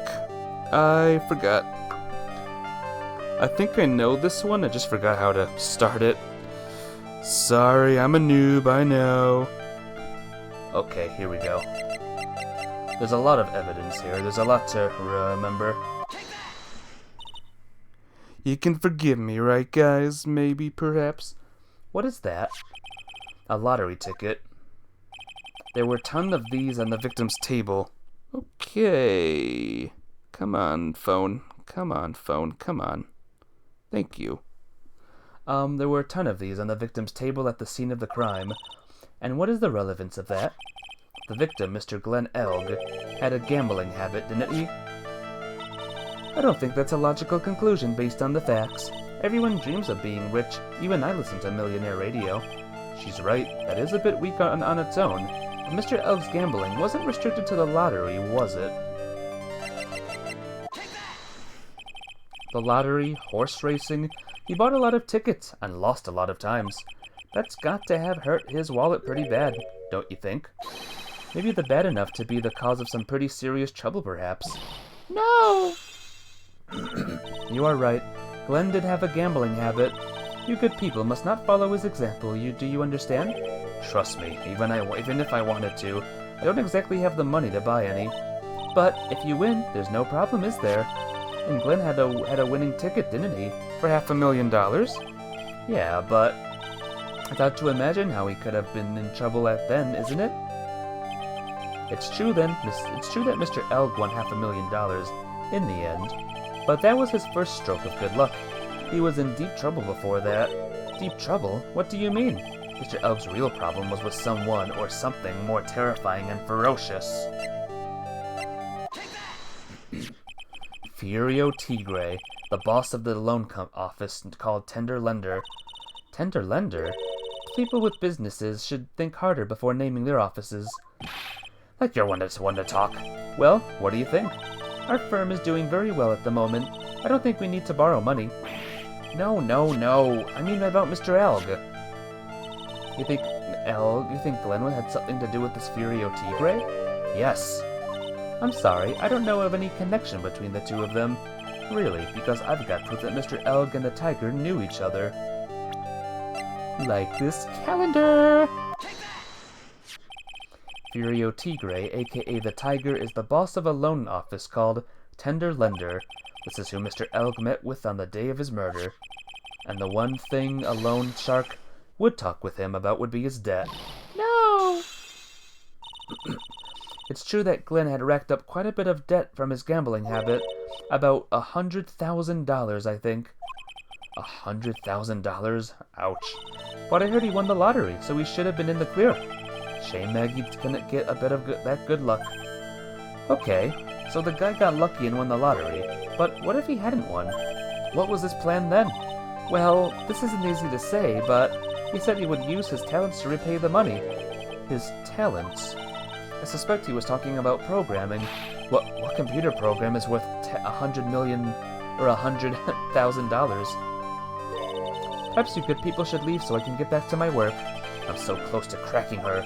The program in question, was it by any chance this? Well, this is it, isn't it?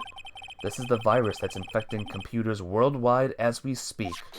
MC Bomber. No! No, no, no, no, no. Glenn's head had more processing power than any computer, but it had been infected with a gambling virus. Glenn was in too deep. You mean he was in debt? Yes, $100,000 in debt, not an easy amount to repay. So, he said he was taking on some extra work, something a bit risky. Risky? How? Maybe he was going to become a waitress at Tribulations. Where do you come up with these ideas?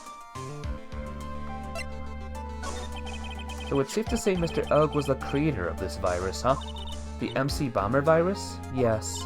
It was a work of genius in a sort of bad way, of course, but still genius. Something like that would probably fetch several $1 million on the black market. Inconceivable. Gumshoe was right for a change. This date, December 3rd, that is marked on his calendar, that was his deadline for repaying his debts. I guess we won't be needing these horse racing tickets anymore. Glenn Elg's losing horse racing tickets thrown back on the floor. Use the trash can, Nick. Well, we're done here. Let's go to Vitamin Square, and let's go back to Tender Lender. I think it's time, folks. We break the other psyche lock. Psych lock, rather.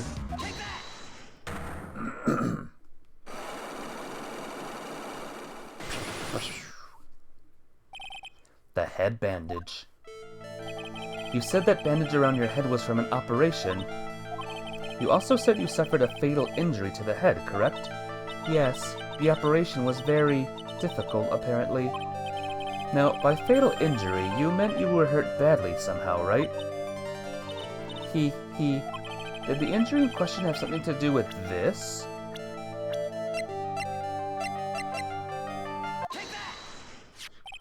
I have here a car repair bill. From this, it seems pretty obvious that this car was involved in an accident. Let me see that. This bill is made out to the Cadaverinis. Yes, it is. I don't think I ever introduced myself. Tell me, what do the Cadaverinis have to do with me? Something tells me she's not about to say hi and introduce herself. Alright then, your relationship with the Cadaverinis is very strong, and this is why. I know exactly who you are, Viola Cadaverini. You sustained that injury in a traffic accident, didn't you? It happened about 4 months ago. I was driving in on one of our family's cars when someone pulled out in front of me. It was a motorbike, or something like that. I don't remember it much. Anyway, I swerved to try and to avoid it, but... Huh, I wonder who she crashed into. No idea. I took a blow to the head, a bad one. Yeah, I can imagine. So what happened to the person on the bike? I'm guessing they didn't get away with injuring the Viola Cadaverini, right? I don't know what happened to them. They ran away, or so I heard. Ran away? If they'd stayed, I'd have is it possible? Could the person who committed the hit and run have been... It was this man, wasn't it? He was the cause of your accident. It wasn't Don Tigre. I refuse to believe it. We collided, the motorbike and my car. But Don Tigre isn't injured at all, is he? It was the Tigre who caused Viola to crash. I can feel it. Plus, one of her locks just broke, so she must suspect it was him too. I'm sorry, Miss Cadaverini, but I have proof that the Tigre was involved in a traffic accident on his bike. Is it his bike? Haha! It's not exactly a motorbike, but Mr. Tigre rides around on a scooter, doesn't he? And you'll notice that the front wheel guard is badly damaged. Miss Cadaverini, you know the truth, don't you? This repair bill was paid by Furio Tigre. The Cadaverinis have known for ages who caused the accident, haven't they? It's possible, perhaps. Somewhere inside me, I know that may be true. I knew it. But Don Tigre still saved my life. The operation was very complicated. It was very, very expensive. How much are we talking? Very, very, very expensive. She seems kind of hesitant about giving me an actual figure. I should back off. Well, anyway, it was the Tigre who paid for it, right? After I recovered, Don Tigre told me. He said he paid for the operation because he cared about me. I believed him. Believe him. Really? But do you honestly believe that to be true? Do you want to know what I think? I think the reason he paid for the operation wasn't because of you, but someone else. Because of Bruto again. Perhaps I shouldn't be saying this, but your grandfather, Bruto Cadaverini, controls a lot of dubious cash, right? And you are his beloved pride and joy. Sure, I don't know exactly how much the operation costs, but if you weren't the granddaughter of Mr. Cadaverini, do you think Mr. Tigre would have paid the money? $1 million.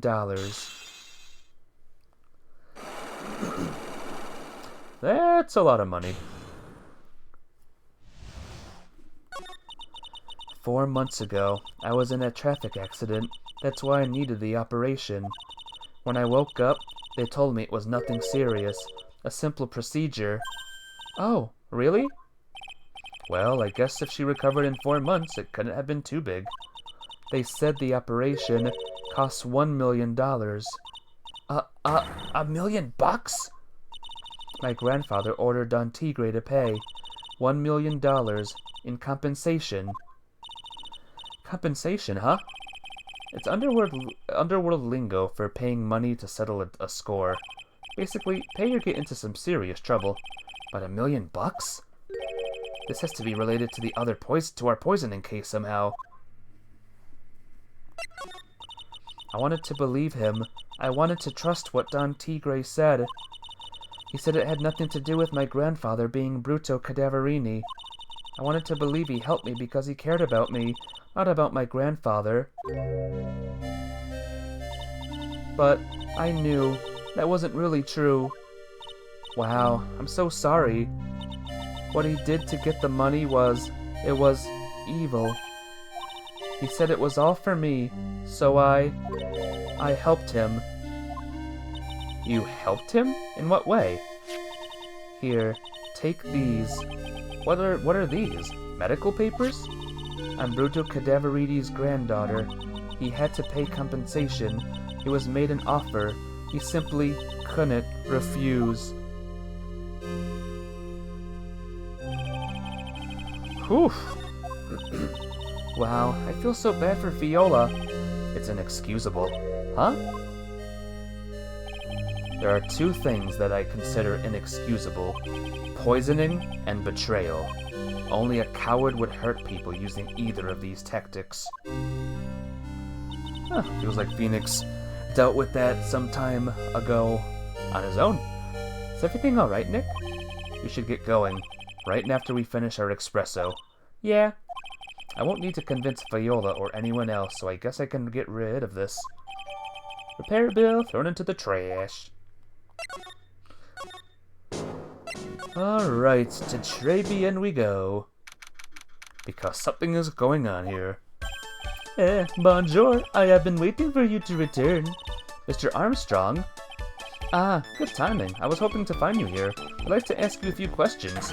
Well, he hasn't got anything to say to you, fellas. Ah, it's Zidioop. Who are you calling Zidioop? Ah!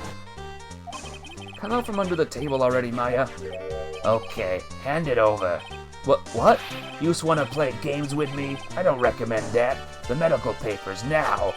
Uh-oh, I think he wants Viola Cadaverini's papers back. You mean this? The $1 million medical papers? Miss Cadaverini trusted you. That's why she said that she helped you. Forget about it. That girl's dumber than an eggplant. You just want to know what's sad? I'll tell you what's sad, and it ain't only her face. She thinks she's got power because she's Bruto's little girl. Now that's sad. I can't let you have these papers. Tomorrow in court, I'm going to expose what you did to get the $1 million you used to pay this off. Are you crazy or something? I don't care if you want to give it to me or not. There's two of us in here. You got that? Two. Oi. Mr. Armstrong, forgive me. Désolé, I cannot argue with him. Heard. That really hurt. Is that all you got? I'll be taking those papers now. Armstrong, get that lighter. Wait. Don't take it too hard, Phoenix Wright. That was so stupid. I shouldn't have let my guard down. Those medical papers were vital evidence. Hold it, pal. Detective Gumshoe? Detective? You think you's gonna stop me, copper? Beat it. Grawr! Whoa. Calm on, Gumshoe. Keep it together. You guys, get out of here. Leave this guy to me. But... Go, pal, and take this. If you get hurt, who's gonna look after Maggie, huh? Alright. Thanks, Gumshoe. Wait, Nick, don't leave me behind! I'll get even with that guy tomorrow, in court. Tenderlender is going down.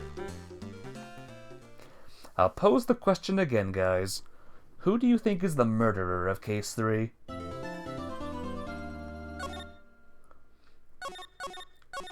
Yes, I would like to say, please. Jazzy. You think it was Jazz itself? Good morning, Mr. Wright. Good morning, Maggie.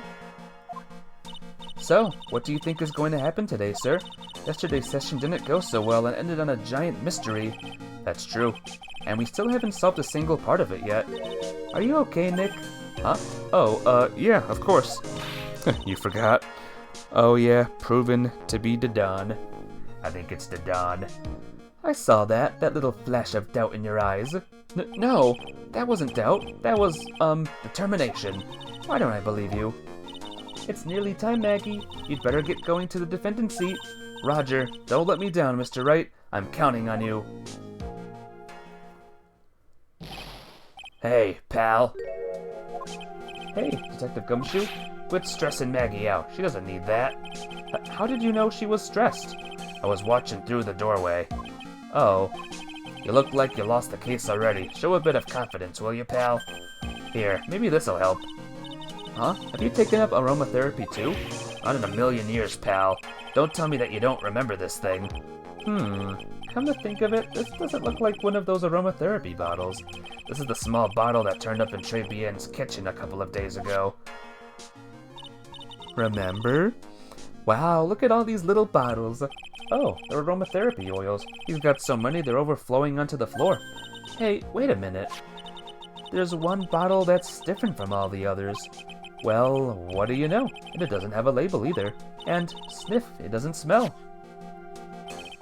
We finally got the analysis results back from the lab. So, what is it? Is it the poison? I'm afraid not, pal.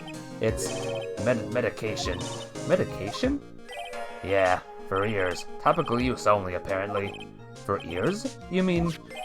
Yeah, it's the medication Glenn Elg was using for his ruptured eardrum. What was Glenn Elg's ear medicine doing in the kitchen?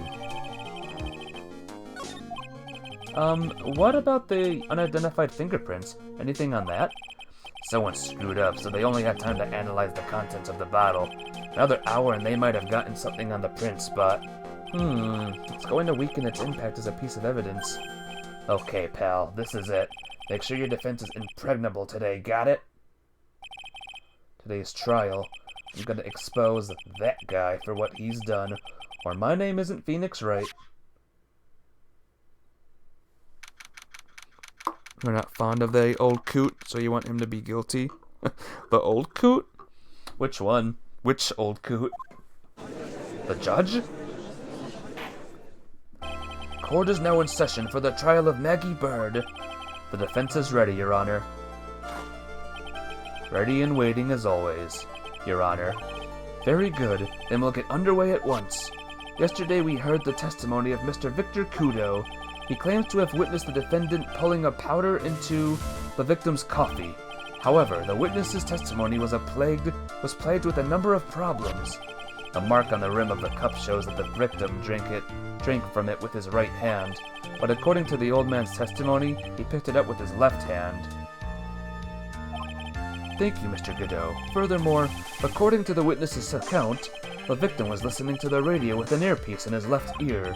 Yet, the victim's left eardrum was ruptured, which made him effectively deaf in that ear. It's amazing how many contradictions a single case can have, huh, Nick?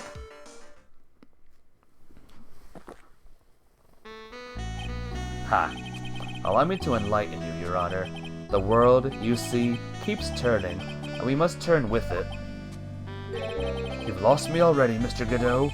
Don't let the mysteries of yesterday mystify you today. Only losers think like that. You've got to change with the times. That's one of my rules. Are you implying that you've resolved these contradictions? You know the answers to these riddles? The old guy wasn't just throwing seeds in here. He was throwing us off the scent. The man who testified? Oh, Victor Kudo. And today I'll prove it. Very well, let the first witness take the stand. Oh. And you are? Oh, bonjour, everyone! I am Jean Armstrong, the owner and the head chef of La Tribulations restaurant in Chante. Forgive me for asking, witness, but are you a woman? Oh la la, monsieur. As you can see, I am le pert and perky gentleman, non? On the day of the incident, you were in Tribulations' kitchen. Isn't that right? With you, monsieur? Everything feels right.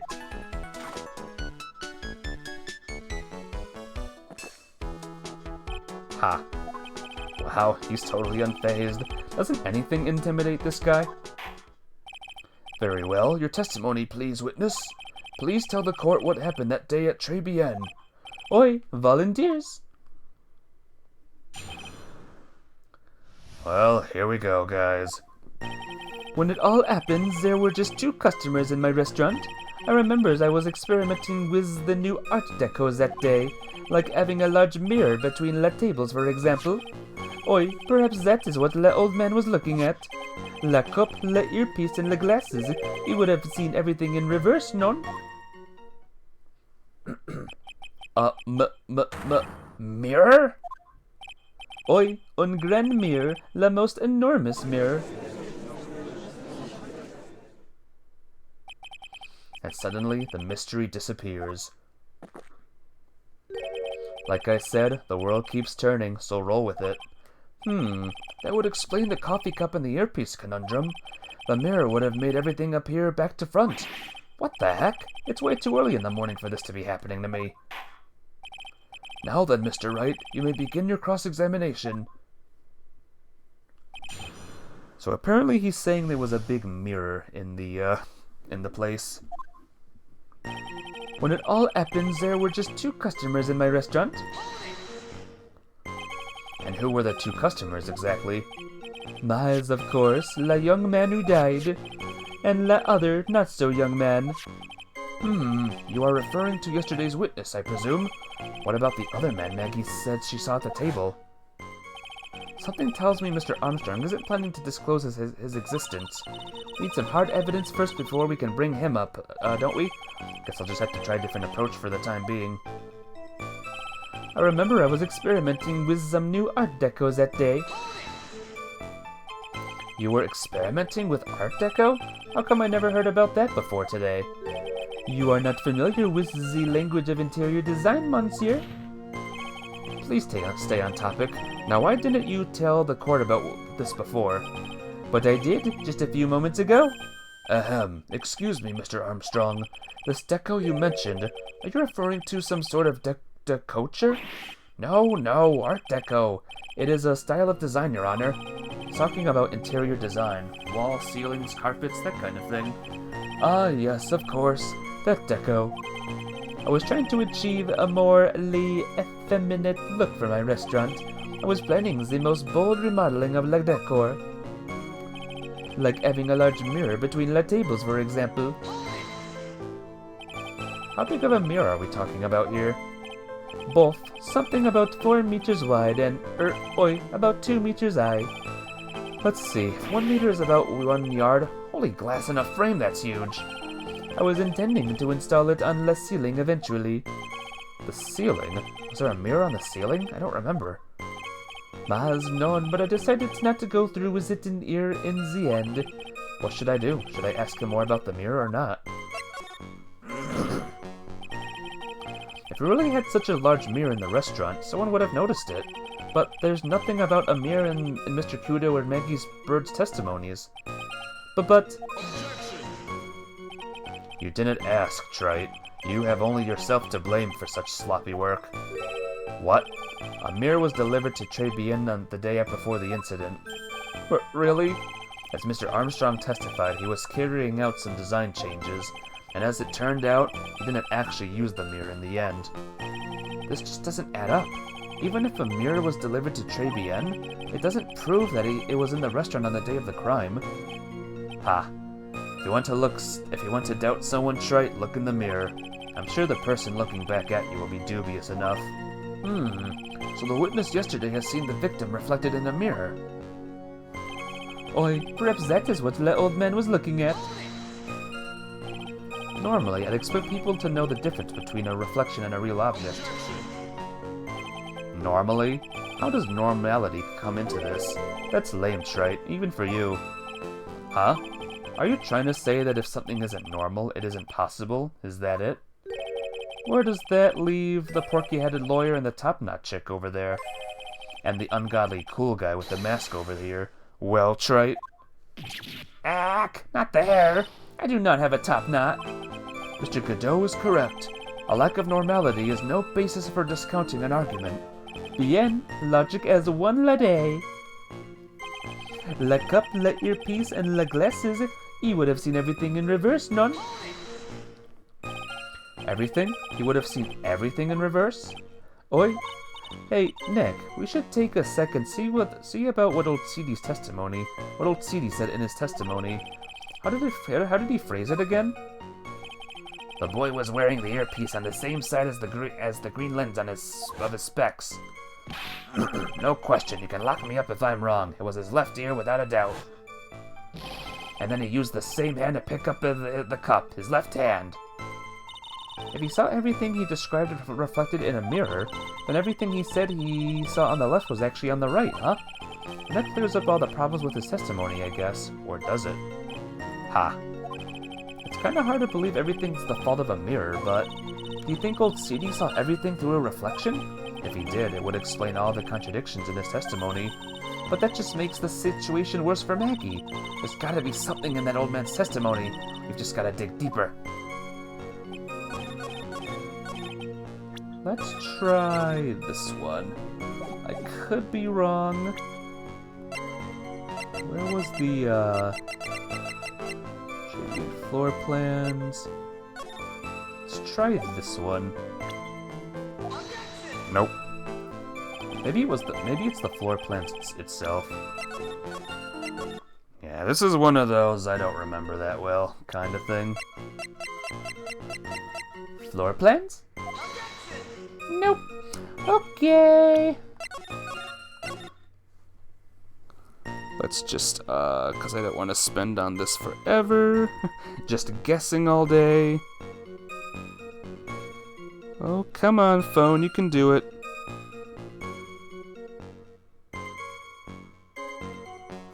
Okay. I keep forgetting that this is a thing. We can do pictures as well.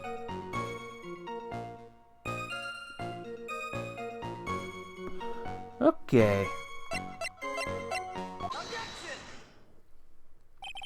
The coffee cup, the earpiece, and the HMD. Let's think back over Mr. Kudo's testimony for a second, shall we? The boy was wearing the earpiece on the same side as the green lens of his specs. No question, you can lock me up if I'm wrong. It was his left ear without a doubt. So, to summarize, we were told both the HMD and the earpiece were on the victim's left side. Now, if Mr. Kudo saw all that as a reflection in a mirror, it means both the HMD and the earpiece were actually on the victim's right side. Exactement, you see, monsieur. Now that you think about it, it is not so hard, non? Unfortunately, that's where we run into a monumental contradiction with the facts. If Mr. Kudo really did see everything in a mirror, why is it that the HMD is now on the wrong side of his head? Order! Order! Mr. Wright is correct. If the witness genuinely observed the victim reflected in a mirror, then we would have expected the victim's eyepiece to have been over his right eye.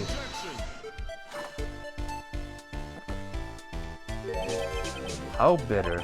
Trite, you should have tasted this bitterness. It'll calm you down in no time. Are we talking about your coffee or something completely different?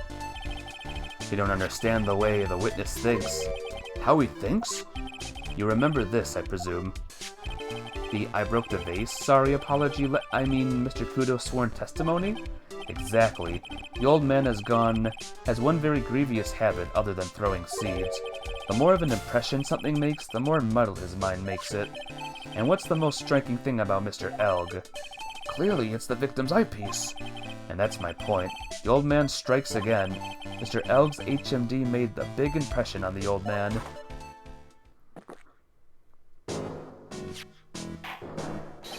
I saw the earpiece and those newfangled spectacles he was wearing. Oh yes, they were both on his left ear. Did you hear? His left ear! Ha.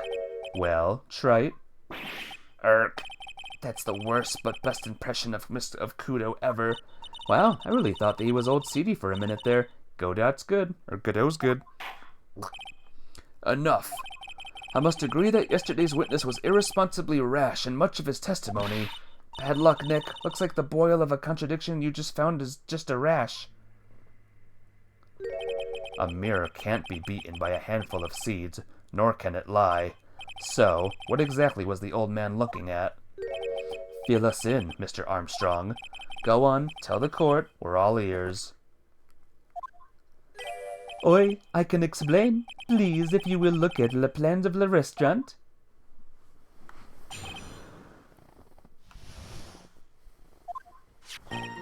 Alors, is everyone sitting comfortably? Lemire, it was in the middle of the restaurant, dividing the two halves. There is only one seat from which you could have seen an image of the victim. That was the seat at the table next to the victims. That was where the old man was sitting. After the terrible incident occurred, I moved Lemire so it was not in the way. But naturally, I did not touch anything else. I see no problems with the explanations we have just heard. From the table next to the victim, Mr. Kudo could have seen the victim in the mirror. What a naughty little coquette I am, confusing all the men and like this. Don't worry about it. We can keep up, except for the guy breaking out in a cold sweat over there. Arg, I hate that guy. You said you didn't touch anything else apart from the mirror. Are you quite sure about that? Volunteers, of course. Very well, Mr. Wright. Your cross-examination, if you please.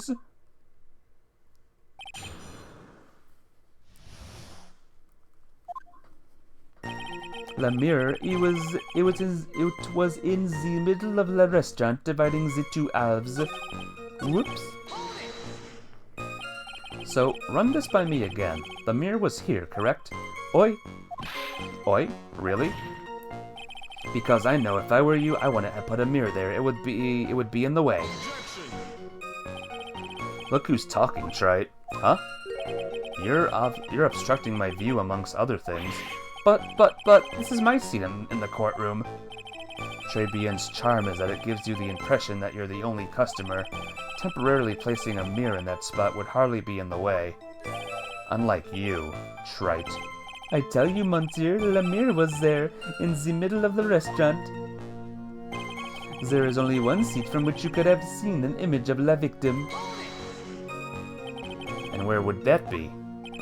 Ooh la la, look how you lean toward me. I always attract the younger boys. Maybe I should keep you in suspense a little longer. Mr. Armstrong, tell the court what you know at once. I attract the older ones too. You know, handsome. Shall I tease you too? I'm already seeing a very hot someone, so I'm afraid you'll be waiting for a long time. I bet she has mocha cream skin and cappuccino perfume. Bean, I will tell you, there was only one seat from which you could have seen. That was the seat at the table next to the victims. That was where the old man was sitting. So why can you only see the victim from that particular seat? Mas, monsieur, it is obvious, non? If you look at the plans, you will understand. The victim would have been reflected in the mirror like so. If you were sitting at the table next to him, you would see everything, non? So that's the seat old Seedy was sitting in on that day, when the poisoning happened. The old man was sitting at the table next to the victim? Why does that seem kinda odd? After the terrible incident, I moved Lemire so it was not in the way. I think we can do the presenting of the here now.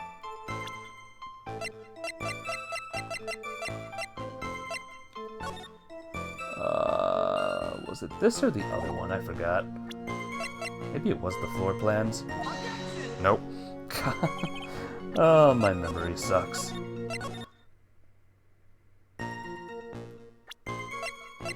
It was the crime photo, maybe then. Yes, it was. Yay. This piece of evidence contradicts with the testimony we have heard, Your Honor. The crime photo?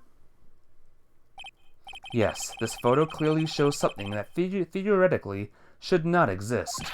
What on earth do you mean by that, Mr. Wright? Should not exist? Ha. Sounds like you're describing yourself, Trite. Now then, if the defense would please clarify its statement. What is the something that should not exist in this photo? And I can't save. Crap.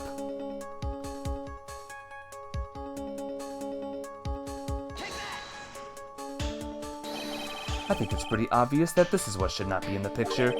The vase? What possible connection does this have with the witness's testimony? Your Honor, I'm telling you that there should have been no vase on this table, because it very clearly contradicts with this piece of evidence.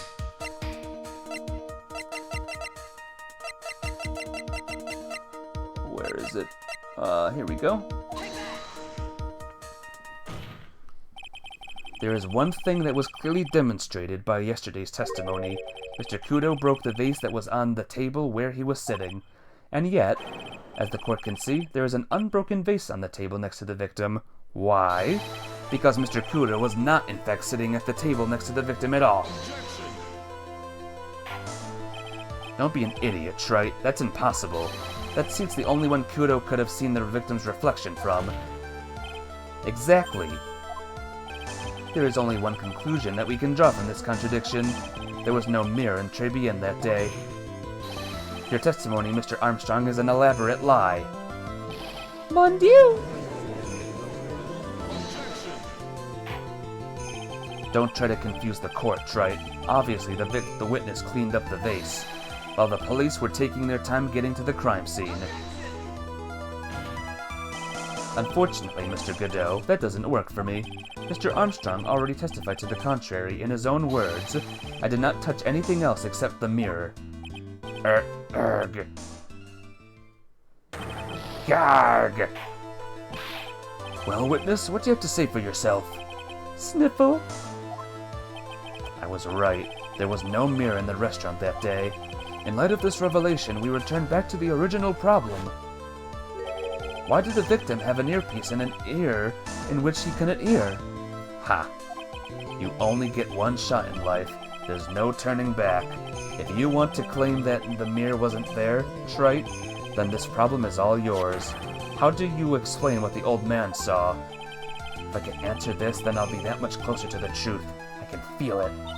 Are you going to be okay? Can you really solve this contradiction, Nick? There's more than just this one contradiction, Maya. What do you mean? Remember what Maggie told us? There was another man at the victim's table, and there was the sample CD on the victim's table. It all flies in the face of Mr. Kudo's testimony. And I think I know the reason why nothing in this case is adding up. Well, Mr. Wright, let's hear your answer. Oh, you're saving? All right, fine. Yes, Your Honor. The reason behind all the contradictions in Mr. Kudo's testimony is simple. Mr. Kudo made a mistake, the ear doctor made a mistake, the victim was a phony. This case is riddled with contradictions, yet there is one very simple answer that clears them all up. And what is that?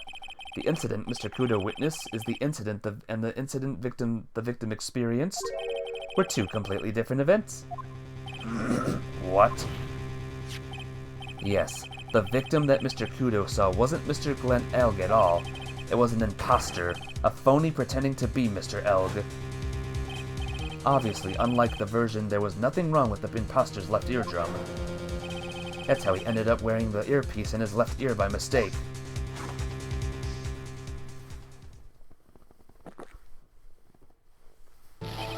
Whoa! Order in the court. Settle down or I'll clear the courtroom. Quiet, Gramps. Why don't you clear out of here, huh? What did you say? Wright, are you saying that what Mr. Kudo saw was a setup? Yes.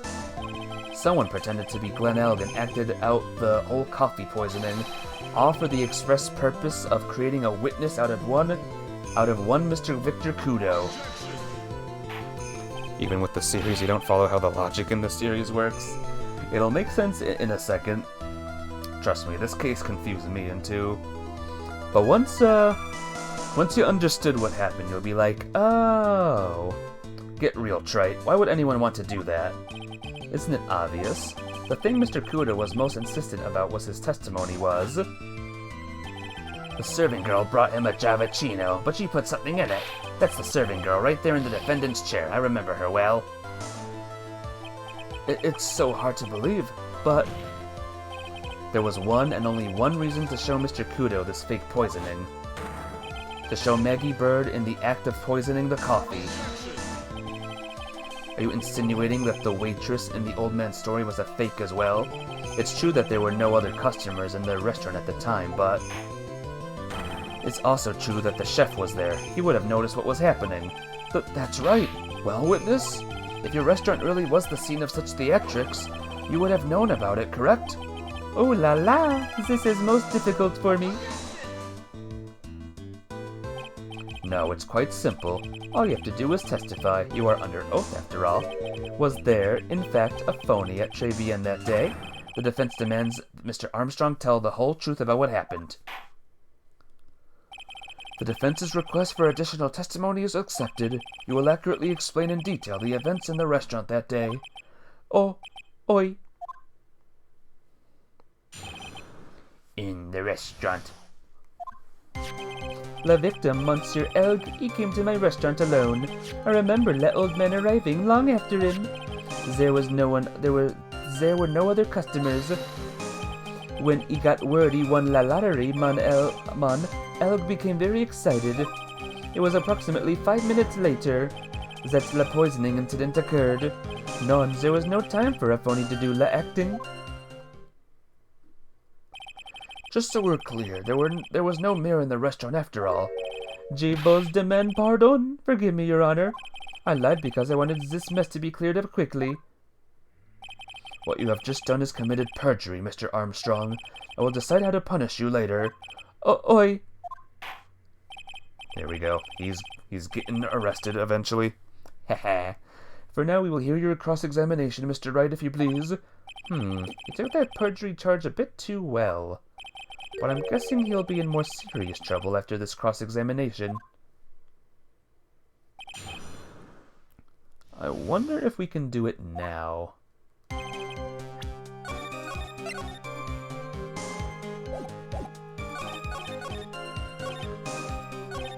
There was no time for La Phony to do la acting. Please? Damn it. Alright.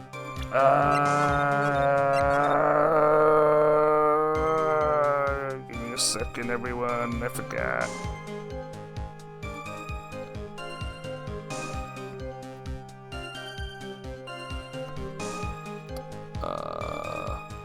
Alright. I gotta press them all. Was he alone at the table, at his table as well? Mas, oi, I saw him from the kitchen. Yet the defendant, Maggie Bird, remembers it differently.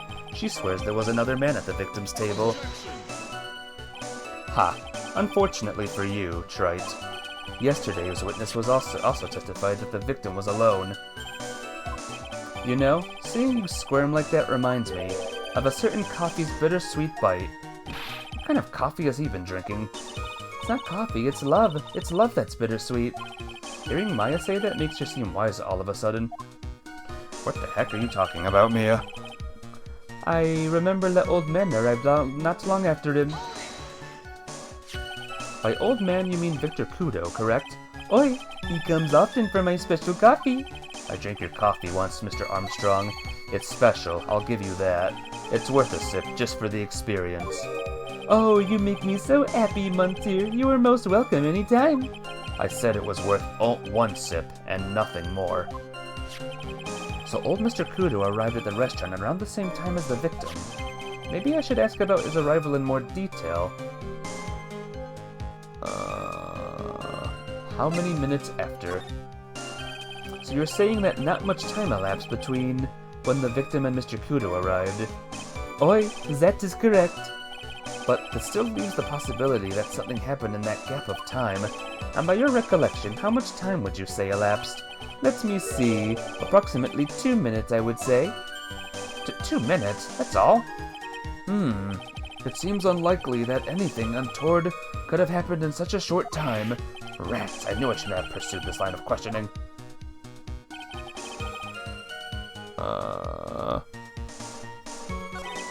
Oh. one again. What time was it? Out of curiosity, about what time was it when Mr. Kudo arrived? Oh no, I cannot remember, monsieur. I believe we were told by a witness yesterday. The crime was reported at 2:25 by a kind of scary old man, sir. Does that perhaps jog your memory, witness? That incident happened around 20 minutes after he arrived, so the victim must have arrived between 2 p.m. and 2:10 p.m., no? Chapter 2, huh? Thank you for your help in jogging my memory, monsieur. You are wonderful. I can sit here all the time and do nothing now, can I? The time of day will be added to the witness's testimony. Oh, monsieur judge, everything I do it for you. Merci bien. That's French, isn't it? I'm glad at least one person is in a good mood. He's even humming a song to himself. Okay. I remember not too long when he got word he won the lottery. Elle became very excited.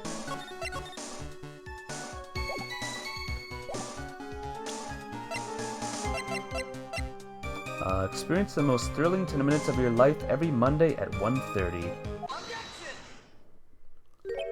I'm afraid I finally got you, Mr. Armstrong. Koi? What do you mean? At this time in question, the victim was listening to the radio with his earpiece.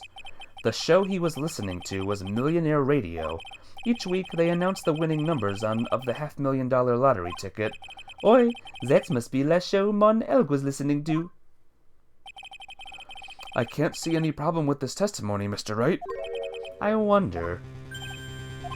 You say the victim arrived at your restaurant after 2 p.m., correct? Oi, I am sure of it. I remember it perfectly now. I know it was that time because I had just finished serving the lunch menu. Get to the point, right, if you have one. That show is broadcast live at 1:30 p.m., and it claims to be the most thrilling 10 minutes of your life. It's on the air at 1:30? Now, supposedly, the victim made some noise when it was announced that he had won.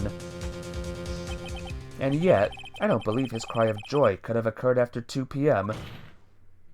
because the show had already finished more than 30 minutes earlier by that point in time. No! This victim we have been told about has done nothing but the impossible. Listening to the radio with a ruptured eardrum, catching a show that was already over, there is only one conclusion you can draw from these facts. The victim was an imposter, acting out the poisoning 30 minutes after the real murder. Yes, there were 2 Glen Elgs in Trebian that day. The real Glen Elg, now dead, having been poisoned by the real killer, and the phony Glen Elg, acting out the events for Mr. Kudo to witness. It certainly seems that way. I mean, if that wasn't the case, how can you explain the time discrepancy? Quite a performance, Troy. You were almost on a roll. But sadly, you lack the rock-hard foundation of rhythm to build your song. What is this, Music Theory 101? Let's recap. According to your imaginative theory, it is now just after 2 p.m. The phony Elg is performing a play for the benefit of Mr. Kudo. How do you explain then where the real Glen Elg is? I don't believe I have to spill this out for the court. However, at the time the real Glen Elg was already dead. That's certainly the obvious conclusion. Thank you, Trite. That's exactly what I was hoping you would say. What? Now, I presume you can prove this theory of yours. Can you explain where the missing corpse went to? The missing corpse? According to the old man's testimony, there was only one other customer there. If that customer was the phony Glen Elg, then where did the killer hide the body of the real victim? Nyarg! The prosecution has a valid point, Mr. Wright. If your theory is to stand upon examination by the court, you must provide us with proof by answering the prosecution's question. Where did the killer hide the body? Yes, Your Honor. No conjecture, Trite. Let's hear some facts for once. Show the court a piece of evidence that proves where the body was hidden. Better save it, just in case. Evidence? What's with the intense pressure in here all of a sudden? I thought I had him with that contradiction, but he's turned it all around and backed me into a corner instead. Well, Mr. Wright, the court will now hear the defense's theory and evidence. First, where was the body of the real Mr. L concealed? Inside Tribulations. It would have been too dangerous to take the body outside. Obviously, the body must have been hidden somewhere inside Tribulations. Interesting. But where could a body have been hidden inside a restaurant? Perhaps you would care to show the court on these plans, Mr. Wright? Yes, Your Honor. The exact location where the body was concealed inside Tribulations is... Right here. The body was hidden here. I see. Nice supposition. But the real question is, can you back it up? Where's the evidence that proves the body was hidden in that location? Right here. Mr. Armstrong, do you recognize this bottle? None. I have never seen that ugly bottle before in my life. Give me a second. Okay. I only use the very best bottles, monsieur. The highest quality only for me. Where was that bottle found, Mr. Wright? Interestingly enough, Your Honor, it was found in the kitchen of Tribulations. Quoi? But only ever use these bottles for my aromatherapy oils. But this bottle doesn't contain aromatherapy oil, Mr. Armstrong. No, it contains a medication. What kind of medication? I'm sure everyone remembers, don't they? That Mr. L visited an clinic and was given medication that day. You can't be serious. The defense had the contents of the bottle analyzed, and I have the lab results here. The contents of this bottle matched the prescription that was given to Mr. Elg. War! Glenn Elg's murderer hid the body in the restaurant kitchen, at which time this bottle fell out of the victim's pocket. Mr. Armstrong, when this incident occurred, didn't you say you were in the kitchen? Mon Dieu? Yes, you know what I'm about to say. It was you who hid the victim's body. You did a fine job pretending to defend my client, Maggie Bird. However, you were setting her up to take the fall behind the poor girl's back. None! Order! This is an extraordinary development. Witness, did you murder Mr. Glenn Elg? Never. I could not do such a horrible thing. No! Oh! Mr. Godot? The bitterness. Every time I get lied to, I always down a mug of coffee. That's one of my rules. Do you have the slightest idea how many cups you've had by now? Then I like to do the same to the person who lied to me. I like to take them down with my empty cup. Listen up, chef. How about a brand new flavor in your ear, my H-deficient friend? Je von demand pardon. Please, you must hear me out. It is a trap. Listen to me. Por favor. Yo hablo español, Mr. Armstrong, and por favor is Spanish. I'm only going to ask you once. Did you do it? None. Absolutely none. Let's hear it. You've got one shot, right, Gramps? Witness, the court will permit you the chance to make one final statement. If you lie under oath again, Mr. Godot's coffee mug awaits you, as does my gavel. Oi, it is clear. What do they always say in the movies? I've got a bad feeling about this. Very well, begin your final testimony, Mr. Armstrong.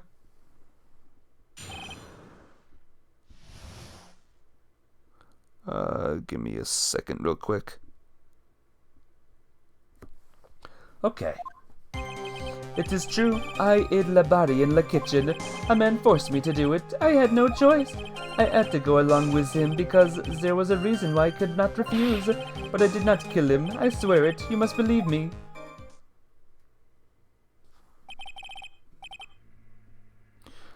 You were forced? You were forced by who? I cannot say, or I will be erased. Let's try a different question, then. When Mr. Elk died, was he really the only person at his table? There was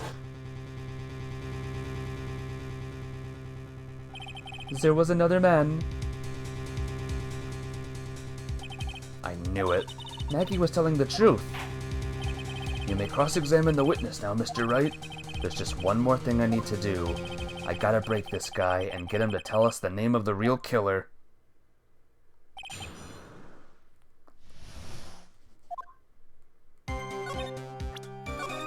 Save the game real quick.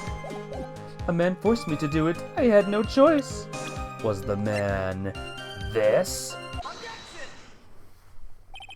Let's end this dance of Ring Around the Rosie, Mr. Armstrong. This is a man that you've been referring to. Ah! Who is that? I feel like I've seen him somewhere before. Oh, I don't know. Maybe a month ago in this very courtroom? This man is Furio Tigre. He's the manager of a loan office called Tender Lender. There's no point trying to hide the truth anymore, Mr. Armstrong. I know you couldn't go against Mr. Tigre, at least not while he had this on you.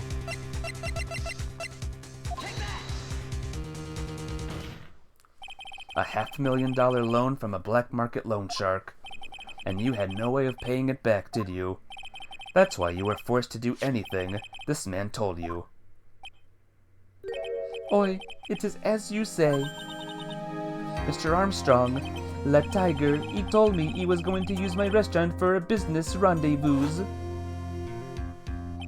On the day in question, he was meeting the victim to demand that he repays his loan. I don't know why it happened like that. I just did what he told me to do. I had no choice.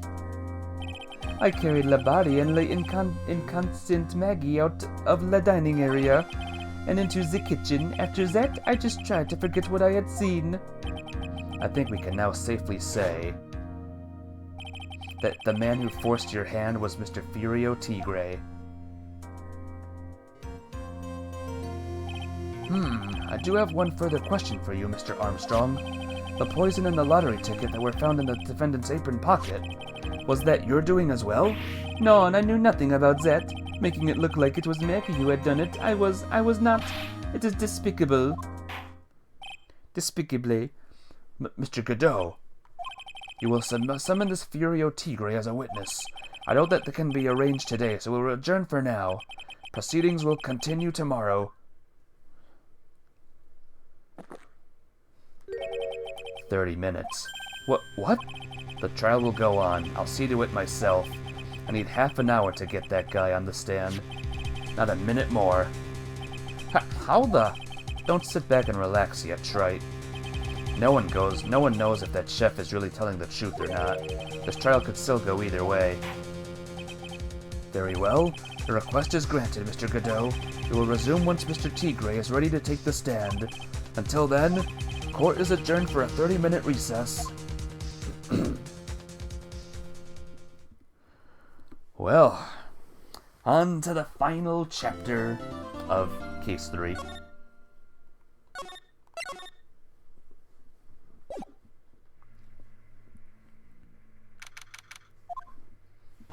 So we're finally going to see the Tigre on the stand. We've almost got this case won now, Nick. I wish I could agree. Huh? When I cross-examined Mr. Armstrong just now, he said he was just doing what the Tigre told him to do. But Godot picked up on it, remember? He pointed out that, without proof, we don't know if what he testified is the truth. You mean, you think Mr. Armstrong was lying?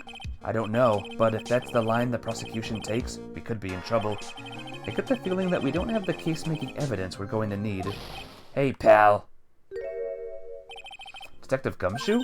What are you so jumping about, Detective? Your hair's standing on end. Hey, that's the pot calling the kettle black, little Miss Top Knot. It's not a top knot. Never mind about the hair, just calm down, alright? I can't stand still when I don't have a job to do. I kinda get wound up. Arg! No kidding. Gotta have something you need me to do, pal. Anything. Well, hey, I'm gonna take a jog back down to the precinct. I could get some prints analyzed for you if you got an hour. An hour? The trial will have reconvened by then.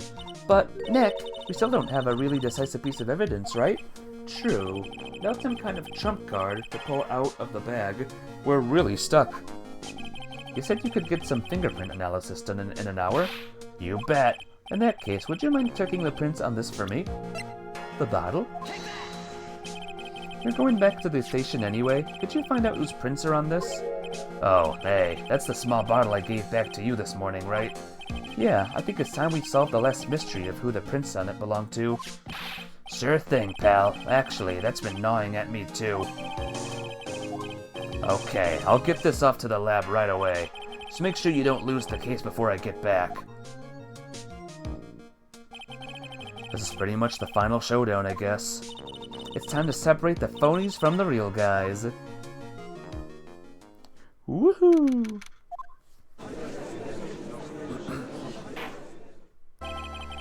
Court will now reconvene. Mr. Godot, did you find this Furio Tigre? I even tamed him for you. It was a 3-cup job, no problem. Oh great, 3 of his cups are gone. Tamed him? This guy's name be Furio Tigre, but come on. He's pretty lively. Be careful, he still bites. Very well, please show Mr. Tigre to the stand.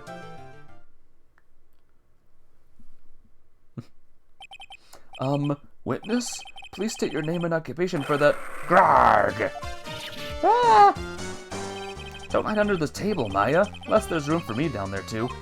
Would you mind... What'd you say to me? Nothing. I didn't say nothing, honest. Who could have guessed that fear would induce a bad Brooklyn accent in the judge? I got business to take care of, you hear me? So who the hell called me into this hole? Was it you, Spiky? No, of course not. It was the judge. Your Honor? Oh dear, I seem to have dropped my pen. Where on earth is it? Don't mind me, just carry on with the proceedings as normal. That's it, we're doomed. Maybe you didn't hear me. I said, who the hell was it that called me in here? There's no need to shout, we can all hear you. What do you say? There's no point struggling.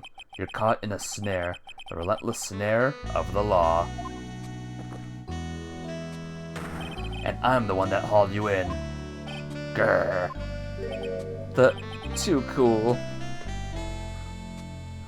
I know, isn't this great? Don't let him get the better of you, Nick. Let's start with the basics. You know about the incident in question, correct? Incident? I don't know nothing about no stinking incident, mass boy. You mean you didn't attend the previous trial of Maggie Bird? Maggie who? I got more important things to do than watch courtroom dramas. Of course. Well, perhaps you could give us your testimony then. Please tell us about what you did on the day of the murder. Phoenix Wright. You's the one who set this up, didn't you? You's gonna regret the day you ruffled the tiger's fur. You hear what I'm saying? Gulp. Maybe I should have brought a diaper with me today. Get a grip, Nick. Says the hiding Mia. I don't know nothing about no murder. I was tied up with business in December last year. Spent all my time in my office. I got whales lined up to borrow cash from tender lender every single day. You just want to check my alibi? Just ask Violetta. Ah, at last I found my pen. Very well then, Mr. Wright, your cross-examination, please. Arg! What is it? Please, witness, if you could refrain from shouting out like that. I know the kind of games that guy in blue plays. That lowlife ain't no lawyer. He just punches away at stupid details till he wins. Lowlife? Me? Listen up, smarty. Every time you ask me something that doesn't relate to this case, I'm gonna bill you $50,000, and you's gonna borrow the cash from me. That's one loan contract I refuse to sign. I don't think it's gonna hurt. I don't think it ain't gonna hurt when you tangle with the tiger.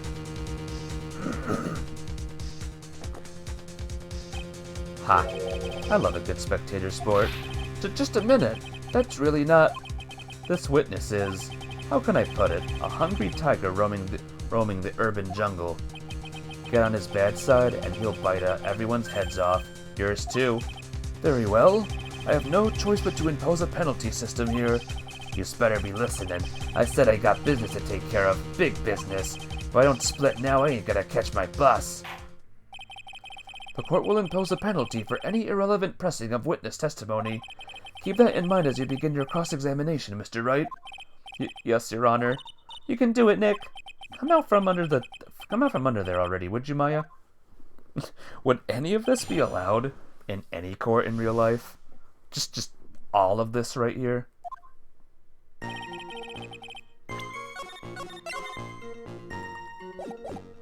Alright. I was tied up with business in December last year. Spent all my time in my office. Law, no. No, never. Are you sure about that? We're talking about 1 month ago, you know? You see these teeth? That's how sharp my secretary is. Sharp? Is he talking about Viola Cadaverini? She writes everything in my scheduler. December, mainly in the office. That's what it says, so that's where I was. That seems like a rather, sketchy scheduled. Grar. There he goes again. What the Tigre did in December isn't the issue. What's important is what he was doing on the day of the murder, so now what? Press harder. Mr. Tigre, What do you want? if you wouldn't mind going into a bit more detail? This is a dead end, Trite, and you know it. Remember the rules. No, it's essential that we establish the witness's alibi accurately. I agree. The victim was killed on December 3rd. Were you in the office that day too? Maybe you say listening. Of course I was. Never set foot outside. Had meetings all day with a bunch of cats wanting to do business with me. I ain't never seen that young kid before. I do believe the witness's last statement was important. Mr. Godot, if you could please... Mr. Tigre, the court asks you to add that last statement to your testimony. Don't let an animal beat you. Be a man, Your Honor, and ask him yourself. This Egypt would get thrown right in the hole. Right the hell out of court and imprisoned on contempt. On contempt immediately. Just on his sights alone. The dace you's talking about, I was in the office. I never saw that kid before. Is that so? Well, hold your horses.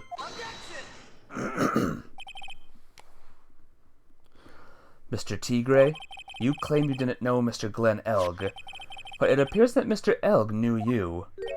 What? Mr. Elg left this little note on his calendar.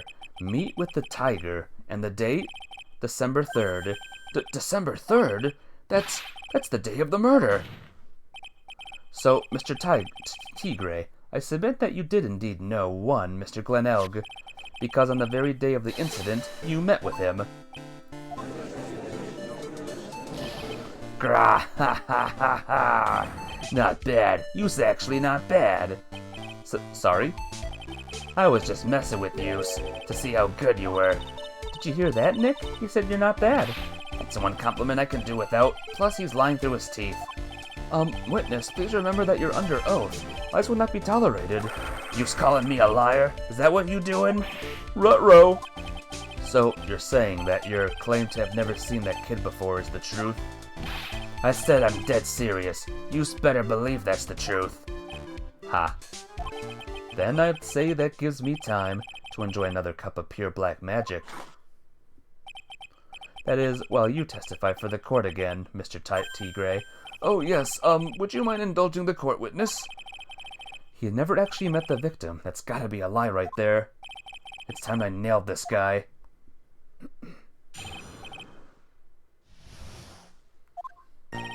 I ain't no liar. I never met Glenn Elg. There was some lame guy with that name, though. Wanted to borrow cash from me. I set up a meeting with the guy at my office, tender lender. I waited around for him, but he ain't never showed. I ain't never been to that Tribulations joint, you see her?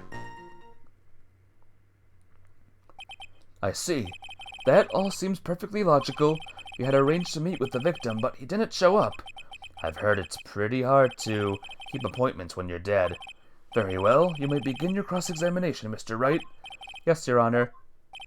Didn't I tell you I got a big deal going down today? I ain't gonna make my bus now. I'm gonna have to take the express train. That bill's going straight to you, right? Grrr. Can he do that? Is that a thing he can do? Because I'm pretty sure that's not a thing he can do. I ain't never been to that Tribulations joint you here.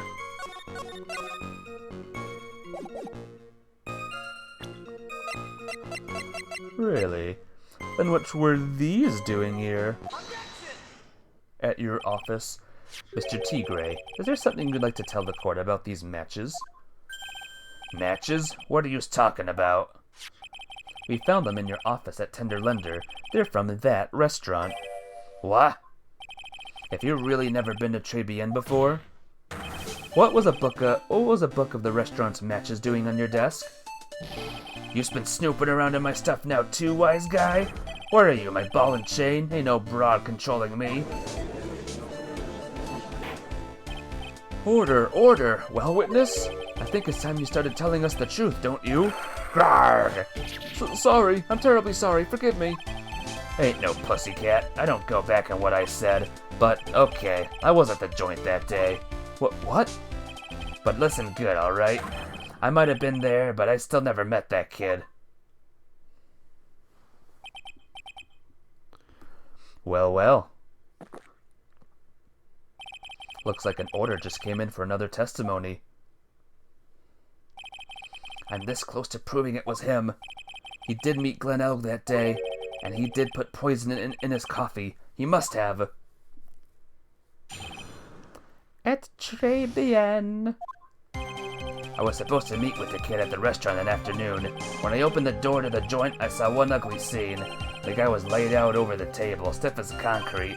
I figured if the place wasn't hot already, it was gonna be, so I split. Heard the cop sirens on my way out, and I went straight back to my office. I see. So you didn't actually meet with him in the end, then. Well, Mr. Wright, your cross-examination, please. Yes, Your Honor. Hold it. If I wait around here any longer, I ain't gonna make the normal express. No more stupid questions. Ha. No problem. Anytime Trite presses you on something irrelevant, I'll see he pays a penalty. Mr. Godot, that's my job. Your job is to slam that little hammer of yours and call a guilty verdict. So do it. Yes, sir. The special express ain't cheap, right? Just so you's know since you's paying. Oh man, doesn't the rule of law mean anything around here?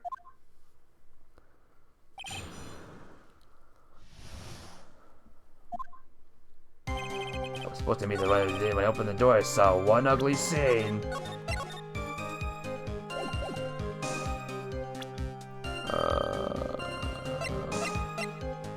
Oh, press Tigre.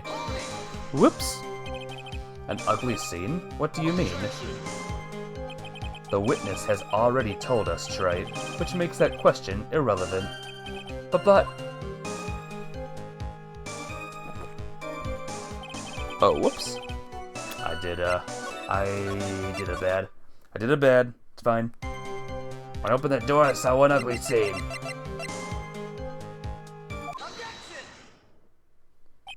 You're something of a loan-collecting pro, aren't you, Mr. Tigre? No one escapes the tiger's clutches. Well, I'm something of a lie-detecting pro. And no one escapes the Phoenix's clutches. I think it's time we got something straight. What's this, Trite? A new line of irrelevant questioning? These are the floor plans of the crime scene. You say you were standing at the entrance, Mr. Tigre. From there, your field of vision would have covered an area something like this? Indeed, the witness would have had a clear view of the victim's seat. Isn't that what I just said? I saw the back of the kid's head. Unfortunately for you, that is not possible. If the court would think back, you'll remember that between each of the tables is a tall partition. Why, that's true! Now look at the plans again. The truth is painfully obvious. From the entrance, the field of vision of any customer walking in ends here. So, from the entrance of Tribulations, you couldn't have seen the victim's seat, but you did see the victim that day because you met with him. Wrong. Have you forgotten the old man's testimony yesterday? The victim was alone at his table. But the defense just proved the point to be moot. The victim witnessed by Mr. Kudo was not Glen Elg, but a fake. What? In order to have Mr. Kudo falsely testify, the real killer posed as the victim he had just killed and acted out a charade. That will do. This trial has gone on long enough without the obvious question being answered. Who exactly was this real killer who impersonated the victim? You say the killer murdered Glen Elg, and then impersonated his victim in a performance for Victor Kudo? In that case, Mr. Wright, reveal the identity of the criminal to the court. The real killer is the Tigre! Obviously, the killer is Furio Tigre. No one else could have done it. What? Well, witness? Grahaha. Now that's cute. You think you can pin this on the Tigre? Maybe you don't understand. The Tigre is king of the jungle. So I dare you to say that again. Come on, you got any guts? You can't threaten me, Mr. Tigre. It's the defense. Go ahead and tell the witness, Mr. Wright. Mr. Wright! Sounds to me like it must be you, old man. You've got guts to give you that. Mr. Wright, don't leave me to handle this alone. Ha. Perhaps I can end this embarrassment. Mr. Godot? Let's just go back over Mr. Kudo's testimony one more time. The old man didn't just see the victim. Oh, no. The servant girl brought him a Javachino, but she put something in it. There's no question about it. She's very conspicuously put some white powder in there. Was the victim he saw the real victim or not? That doesn't matter. The fact remains, he saw the accused put the poison into the coffee. Yes, it was the waitress who poisoned the coffee. But very impressive, Mr. Godot. Waiting for my absence to launch your attack. Ha. Found your pen at last, Trite? It was in my pocket. Ahem. But anyway, Mr. Kudo witnessed two people that day. He saw the victim, the supposed Mr. Glen Elg, and the waitress from behind. Yes, your point, Mr. Wright? I think the conclusion is obvious. If this Glen Elg was really the killer in disguise, then surely it's possible the waitress was also part of the show. What? You mean the waitress was an imposter as well? Well. The defendant, Miss Bird, fell unconscious immediately after the incident, and someone used her fainting to hatch an elaborate plan to pin the murder on her. Who on earth was it? Who was this waitress that Mr. Kudo witness? It was none other than Viola! Who is this woman? Her name is Viola Cadaverini. She's an employee of Tender Lender. You're making a big mistake. Do you know who Violetta's grandfather is? You better be going home in an armored truck tonight if you know what I mean. Stop shaking, Nick. Where was I? Yes, the defendant, Miss Bird, has stated the following. Well, when I took the coffee over to the victim's table, it's true that there was another customer in the restaurant. She was sort of creepy, and she had a kind of cackling laugh. There are just too many contradictions in this case. The second man at the victim's table who nobody but Miss Bird seems to have seen. The earpiece worn by the victim in his left ear when that eardrum was ruptured. And the radio show he was supposedly listening to half an hour after it was over. There's only one logical explanation that clears up all of these contradictions. The whole incident took place twice, one for real and one for show. And Mr. Furio Tigre, the only person who could have committed the crime, is you. Witness? What have you got to say? That's cute. Sorry? You saw right. I could do with a guy like you around. What do you mean? Okay, I'm in on this game. I'm gonna have to charter a jet to get me to my meeting now, but I'm gonna give you one more thing to think about before I go. Something to think about? You got it all wrapped up nice, alright? But you missed out on one real important thing. But that can't be. I was in the joint that day, and I met that kid too. But I couldn't have poisoned him, and you see here? What? Do you really expect us to leave you now, Mr. Tigre? Ha. What a troublemaker. What a troublemaker. Troublemaker? Looks like we're going to need another one for the road. One more steaming cup of hot testimony. Indeed. Witness, you will explain yourself to the court. I will give you one more chance to testify. What happened to that day at Tribulations between yourself and the victim?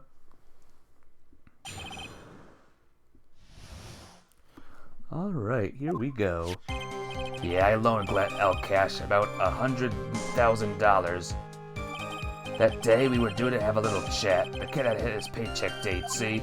So anyway, he tells me he's got no way to pay up. I'm about to flatten this guy when he starts screaming. Yes, I won. $500,000. He got lucky, you know. Real lucky. If that waitress hadn't done what she'd done, everything would have been over. Now, I see the principal amount you've loaned Mr. Elg was $50,000. Yeah, well, you got that vig to take into account. Interest builds up fast, you know? That's faster than fast. $100,000 is twice his principal. And the repayment deadline was December 3rd, the day of the incident in question. Yeah, he was one lucky kid. He got that $500,000 just in time. So I ain't having no reason to kill the kid. And if I ain't got no motive, you ain't got no case. His motive? He has to have one, but what is it? What could his motive, lads? Anyway, to the last statement we go.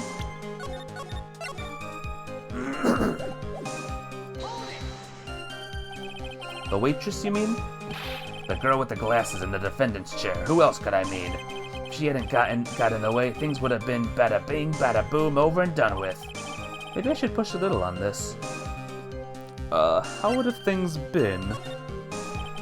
What do you mean things would have been over and done with? Are you solitaire or what? I'm talking about the cash. I was there to get my $100,000 back, that's all. I'm a businessman. It was all coming together before that waitress got in the way. As far as I can tell from the witness's testimony, other than recouping his loan, Mr. Tigre had no motive for killing the victim. Witness, you will amend your testimony to reflect what you just said. The Tigre's motive, huh?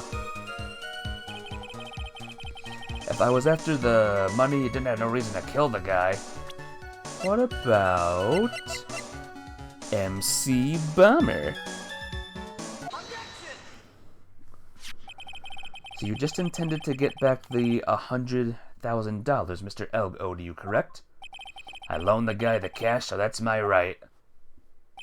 Unfortunately for Mr. Elg, I don't believe the $100,000 is what you were really after. What are you getting at, Trite? What else would a moneylender be after other than money? Oh, the moneylender was after money, but money in a totally different league. The kind of money that a single disc like this would fetch. Ooh, he, nailed his computer. He wanted the disc, I think. What is that? A computer virus, Your Honor. A virus called MC Bomber. A computer virus? What does one of those do? A computer virus is a program that wreaks havoc on the inside of a computer. A computer? What does one of those do?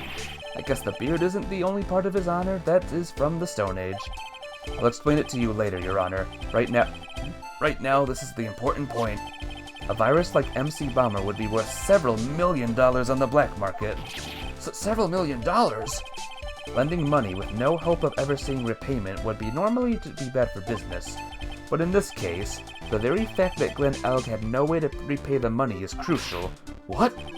Glenn Elg was a programmer, a highly skilled programmer. That skill was the collateral Mr. Elg put up in order to borrow the money. You're trying to suggest the witness's motive was to get hold of that program? Exactly. Glug. The witness may have poor fashion sense, but he is by no means an idiot, Trite. A man like him could get his hands on $1 million without resorting to murder. Of course he could, provided that he had time. But what if he had needed for money right then? When the pressure's on, the luxury of choice tends to disappear. It seems you have a logical conclusion from this theory, Mr. Wright. Would you care to share it with us? Why did Mr. Tigre need money to the tune of $1 million? Just a little medical paper. In December of last year, you found yourself in need of a huge amount of money. About 6 months ago, you were involved in a traffic accident, weren't you?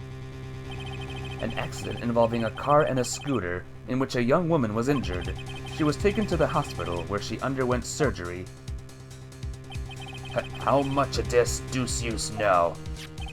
These medical papers document the treatment of the young woman in question. According to these, her operation cost $1 million. And yet when the payment was due last month, you somehow managed to pay it in full. What, $1 million? A preposterous sum. Someone should sue those HMOs. Ha, no one would pay a bill like that. If the medical association got wind of it, the hospital would end up as dead as a morgue. But Mr. Tigre had no choice but to pay, because his very life depended on it. Grog! Order! You say his life depended on it, Mr. Wright? Indeed it did, simply because the injured woman was none other than Viola Cadaverini. Did you say Cadaverini? Bruto Cadaverini, mob boss in charge of all underworld activities in the city, and doting grandfather to his precious Violetta, also known as Viola Cadaverini. War. Your life was in danger unless you paid compensation to the boss, correct? It makes sense. You were desperate to acquire the $1 million Bruto Cadaverini demanded of you. So desperate, in fact, that you decided to sacrifice Glen Elg's life to pay your debt.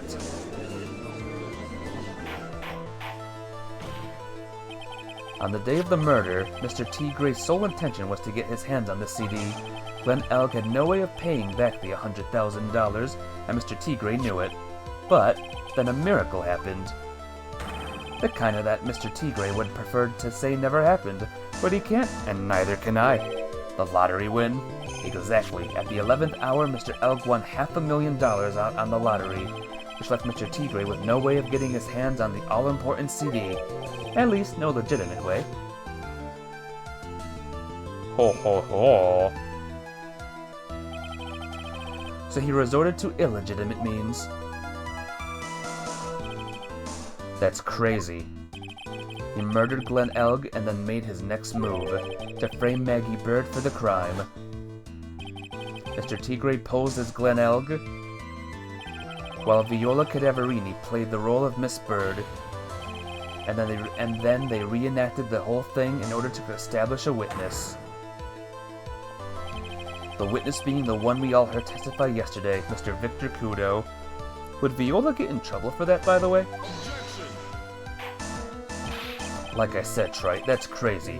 No one can pull off a stunt like that. For starters, there's no way the chef could have been kept in the dark about it. But Mr. Armstrong was in on it from the very beginning. Have you forgotten already, Mr. Goodell? Mr. Armstrong owed the witness money too. $500,000, in fact. He had no choice but to go along with Mr. Tigre's plan. I believe the term for that one is accessory to murder. Grahahaha. But the question is, should she be in trouble for that? Because their grandfather's the mob boss. Yous put on a good show, Spiky. If yous want to stay alive in the loan shark business, you gotta be careful. You saying I dressed up like that kid, created a witness, and framed someone? If I did something crazy like that, I'd leave a trail as bright as my shirt. I ain't dumb enough to do something sloppy like that. I agree. You do? Despite your appearance, you are very careful. That's why you took one more precaution. It's not should, it's will. Will she? One more trick to make sure Miss Bird had no way out. What? Another one, Mr. Wright? Interesting. Why don't you fill us all in, Trite? What was the trick you say Mr. Tigre performed to frame the accused? Well, how about this fake attorney's badge? Yeah, and the fact that she had poison and used it, but it wasn't drunken, but it was activated, which is illegal. Welp. What on earth is that? What an insult to think anyone could be fooled by such a childish imitation. Consider yourself insulted, Your Honor. Mr. Tigre, you didn't just pose as the victim on the day in question. A month ago in this very court, you posed as me. What? That's the truth. But the witness looks nothing like you, Mr. Wright. Although, now that I think about it, it was you, wasn't it? No doubt it was you, standing in here in this very court a mere month ago. The Phoenix Wright who put up the most disreputable, shabby defense I've ever seen. Grrr. Grrr. Can you prove that, Gramps? Prove the attorney who represented the accused here a month ago was this man? Are you prepared to take the stand and testify that it was him? Go. Hey. Forget about it, yeah? I wouldn't do something like that, not me. You made a mistake, right? It was someone else, huh? Have you no pride, sir? This isn't a matter of pride. In case you didn't know, Trite, here in court, we deal with people's lives. Nyeh. Mr. Godot is right. Your Honor, speaking for myself, I am absolutely convinced. The attorney in question was the witness standing before me, However, I preside over this court as the judge, with the vested power to hand down a verdict. Someone in my position cannot be swayed by a memory without evidence to support it. No! Welp! If the defense has no further evidence, the court will now excuse the witness. The circumstances surrounding Mr. Tigre are dubious for sure, but not conclusive. But you've come so far. You say he impersonated Glen Elg, you say he impersonated you, but none of that adds up to a murder charge. You don't have a shred of evidence that the witness poisoned the victim's coffee. Nyarg!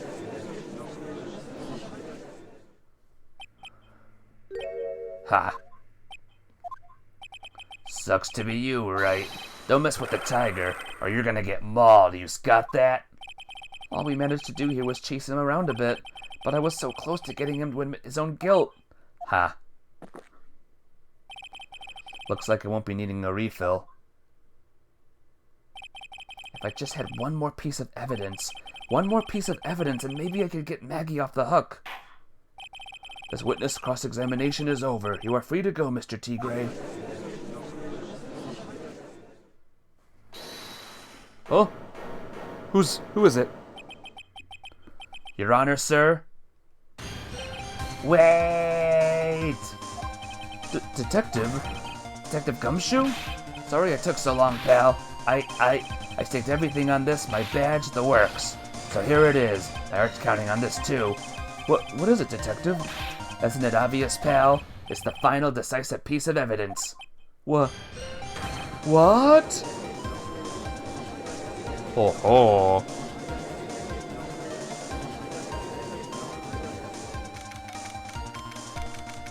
Okay, final piece of evidence, guys. Sorry it took so long, pal, but I finally got the results from the lab. The results? About the prints, pal, from this medicine bottle. Oh, so, do you know who the prints belong to now? Do you think I'm some kind of hack detective? Of course I know. So, tell us. They're the Tigers, right? I knew it. Heh. You bet. Clear as crystal all over the bottle. The Furio Tigre's paw prints, all right. That's great. You got him now, Nick.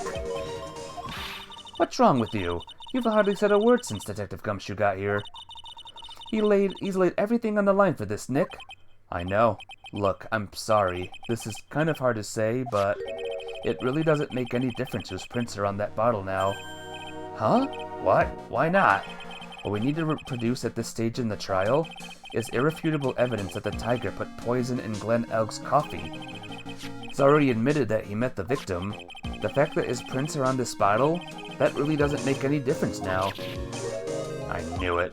Great. No matter how hard I try, I'm never of any use.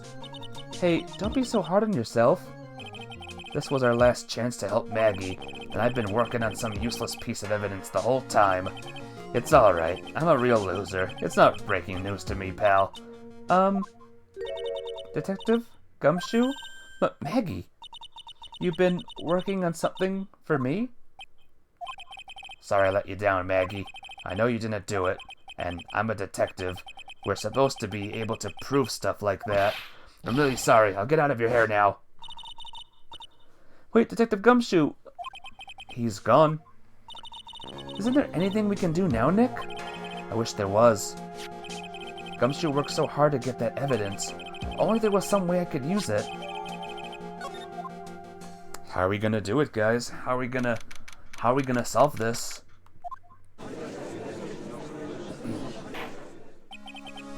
Mr. Wright? Yes, Your Honor?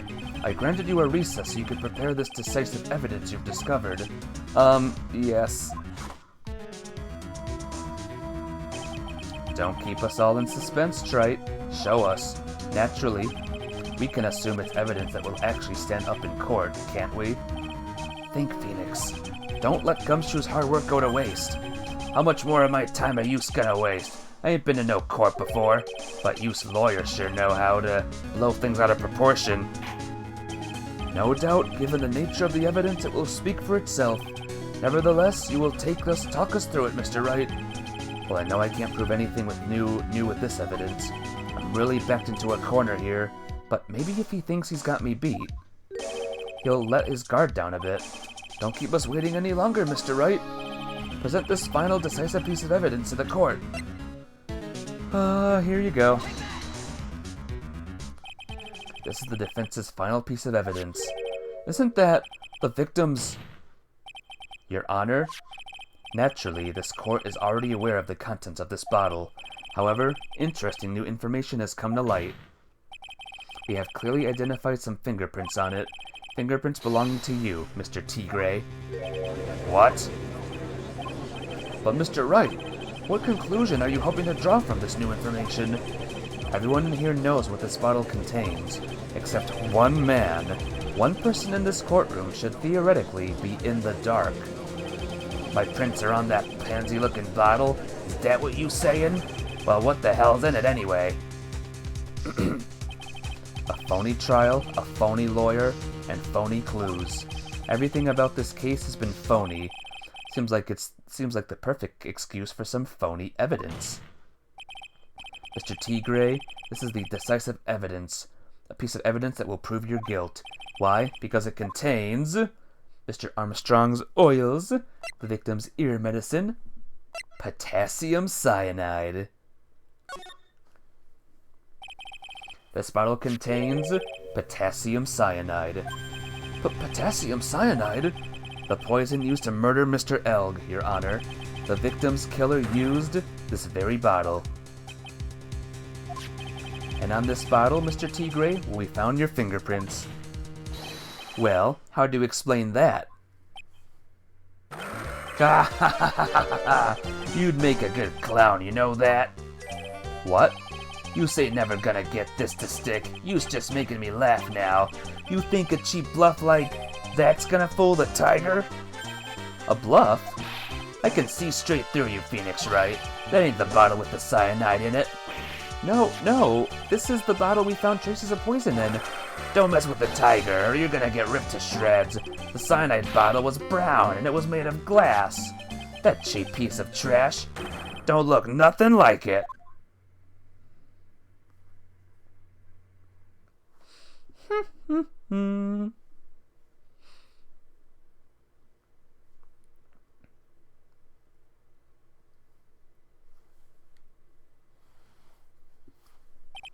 Got him. At last. What? Why's everyone gone quiet? I said that bottle. Is this the bottle you're referring to? Yeah, that's it. That's the bottle the cyanide was in. But you ain't gonna find my prints on that bottle. Stunned silence. Yep. Don't let that cozy-looking suit fool you, people. That lawyer's just playing games. Tell him, Mr. Prosecutor. Tell that guy where to go. You still haven't figured it out? Don't you realize what you just said? What I said? What did I just say? You were summoned to this court for the first time earlier today. If you really had nothing to do with the murder, you shouldn't have known all the little details. For instance, you shouldn't have known what kind of bottle the potassium cyanide was in. But just now, you slipped up in front of every single person in this courtroom. Falsified evidence? Kind of. He did it to get the guy, though. You described the exact bottle used by the killer to hold the poison. You don't know who's you messin' with. I'm the Tigre. I control millions of dollars on the black market. You think I'm gonna let some jumped-up suit get the better of me? Sure, the last piece of evidence was phony. But that's just what you deserve. The phony trial with a phony lawyer. It was all played out by you, the biggest phony of all. Grrr. Ah! Ah!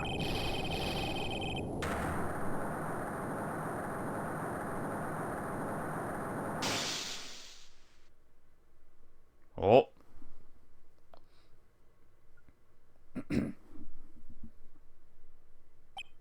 What's going on? It looks like a blackout. Oh. Well done, Trite.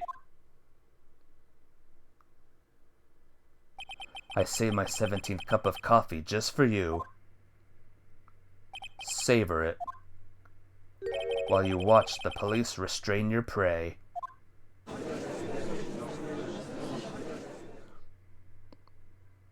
Among Us visor? Yep. Mr. Wright, you caught a tiger by his toe, but if this one hollers, he won't be let go. Now then, how are things going with Mr. Tigre, Mr. Godot? He's being arrested on suspicion of the murder of Glen Elg, Your Honor. Fortunately for us, we managed to rectify a very grave error. Miss Bird was found guilty in the absence of a genuine defense attorney. Yes, she was. And in the absence of a genuine evidence, but the Tiger made one mistake. Indeed. He's very nearly got away with everything if it wasn't for that one slip of the tongue. Furio Tigre is a truly frightening criminal. Ha. The truly frightening one is that defense attorney over there, Godot. It would come back to bite him. Not this time. Little spoilers, not this time. Well, I am now in a position to deliver my verdict. This court finds the defendant, Maggie Bird, not guilty!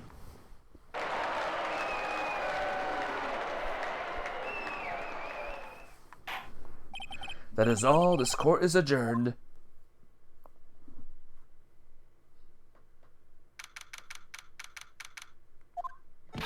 Mr. Wright, I'm at a loss for words. Thank you, sir. Congratulations, Maggie.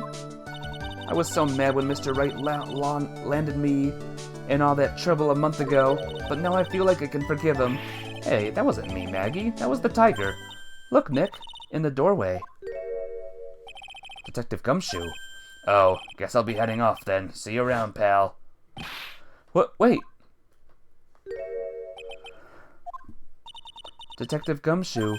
Oh yeah. Congratulations, Maggie. Thanks. I knew you were innocent all along. Why didn't you say that in your testimony then? Huh? Oh, well, I was. Well, guess I'll be heading off then. See you around. Wait up, detective. He just ran off. Maggie, why are you being so hard on him? He busted his butt for you. It's thanks to him that we got the medication bottle. That wasn't even of any use. But it's only because Mr. Wright used it so cleverly. Detective Gumshoe was just running around in circles. Poor guy. Looks like she still isn't ready to forgive him. Can't you put in a good word for him, Nick? Yeah, Maya's right. I should help Gumshoe out. It's clear he needs it. Maggie. You know, Detective Gumshoe's been really worried about you through all of this. I wanted to believe that, sir. But on that first day of the trial, he practically gave the judge a free pass to lock me up. Didn't have any choice, Maggie. He's a detective. He has to report the facts. He doubted me. That's why. He thought I might have done it. I've got to prove to her that Gumshoe really cares about her. I know. I'll give her a little present to celebrate her freedom. Here you are. A present to celebrate your freedom. That's a present from Detective Gumshoe, made with a ton of love. He said you lost weight and he was worried about you. Detective Gumshoe? I actually really like weenies, you know? Did you guys hear that? I'm pretty hungry myself, you know? Yeah, the trial dragged on a bit today, didn't it? Is it okay if I eat this now? Ah. So, how is it, Maggie? It's really good.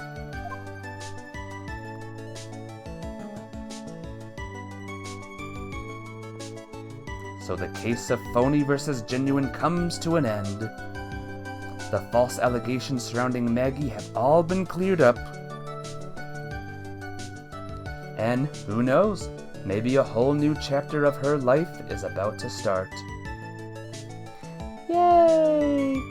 Case 3 is done, everyone. And the next time I stream this game, we'll move on to episode 4. Ooh, that guy looks familiar. A brand new episode has been added. Turnabout Beginnings, it's called. You're not gonna want to miss that one, guys. Let me tell you right now. You're not gonna want to miss that one. But thank you all for stopping by. Hope you enjoyed Case 3. More, soon. Of course, tomorrow will be more, Dragon Quest Builders 2, so look forward to that. But, yep, have a good one, guys. See you all on the tomorrows, and, take care. Bye-bye!